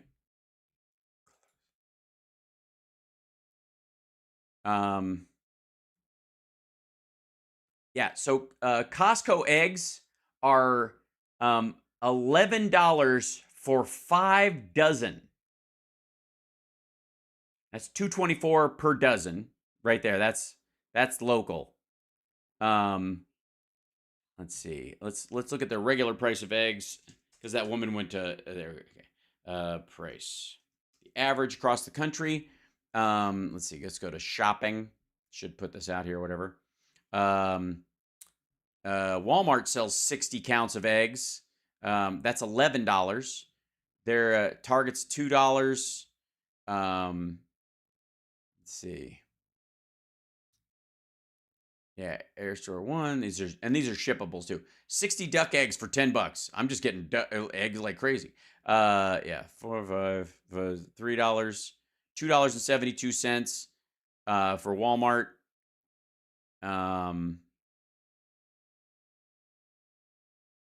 Yep, there they are. Cage free.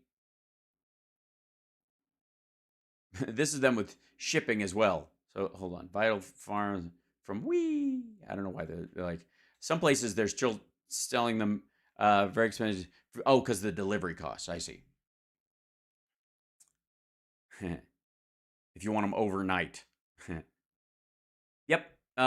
Mostly I'm seeing $2.89.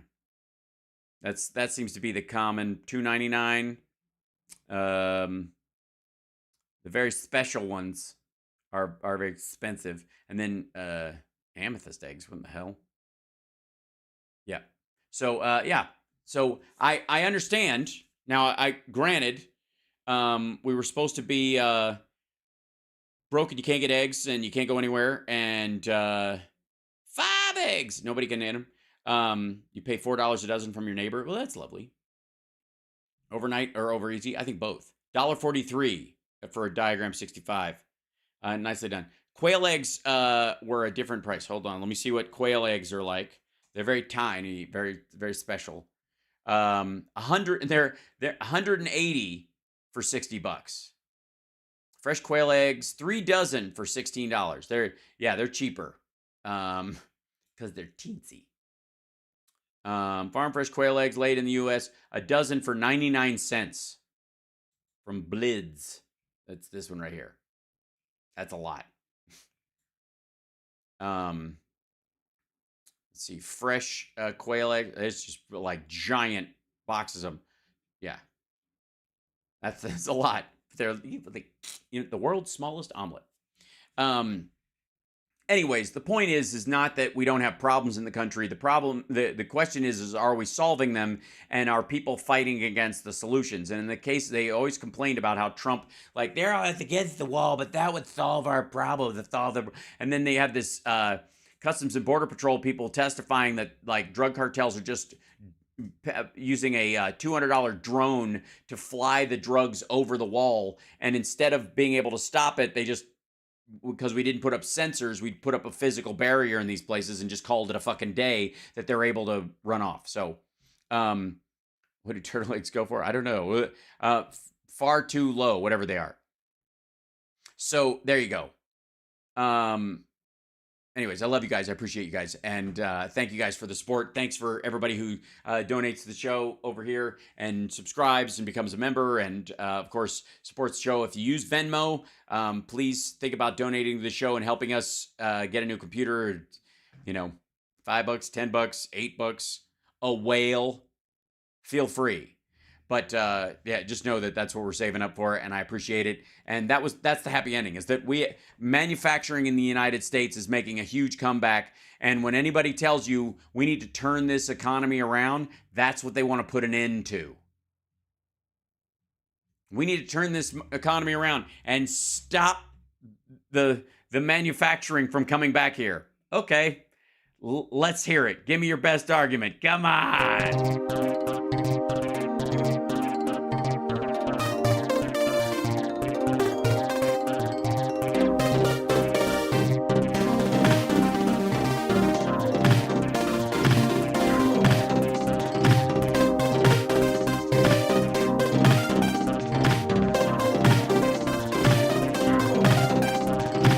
So much. Don't forget to hit the like on the way out the door. Subscribe, share the show. Let us know you're out there. Even if you just go into the comments after some of the shows and the videos and just go hi, that's enough. That helps. You don't have to go on and on. That'll boost us in the algorithm. That's what I've heard. So go for it. And OJ does live. Oh, awesome! So live at 8:30. That's fantastic. Well, you're just in time. Let me see if I can coordinate with him. He's got to coordinate with me so that I can send people his way. Because I will totally do it. In the meantime, if you're on Twitch, subscribe.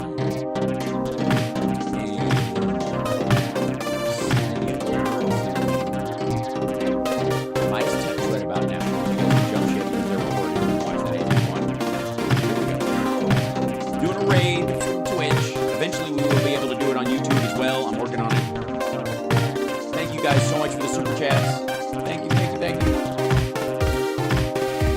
Off you go. Cheers.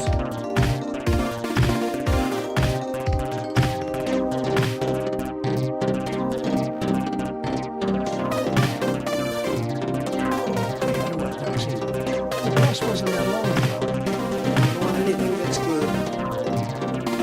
Oh, yeah, that's good. Here I am like an idiot. I broke their gas. I don't like the gas. I like finding number 2. They're going to be a country no more. I actually think it will not be a country no more. We have to slam it. Yeah, no, she's crazy. She is totally nuts. We have to slam it. De-engineering. Action replays in magnified portion. We're going to be appointing very pro-crime judges. Even brought a safecracker. I had a beat off. It is sock draw.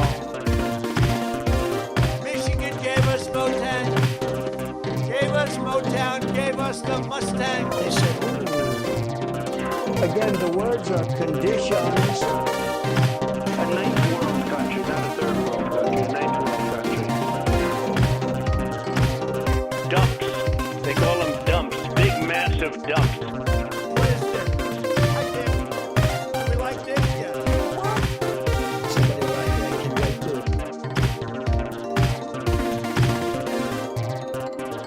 You can see it's a back door, but I call it the smart door.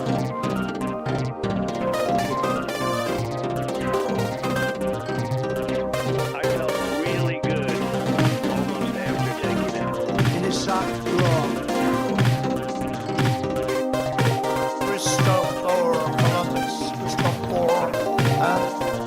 When they gaze upon Yosemite. I've been involved in the 2 greatest scams in American history. Who wants people coming in from foreign countries?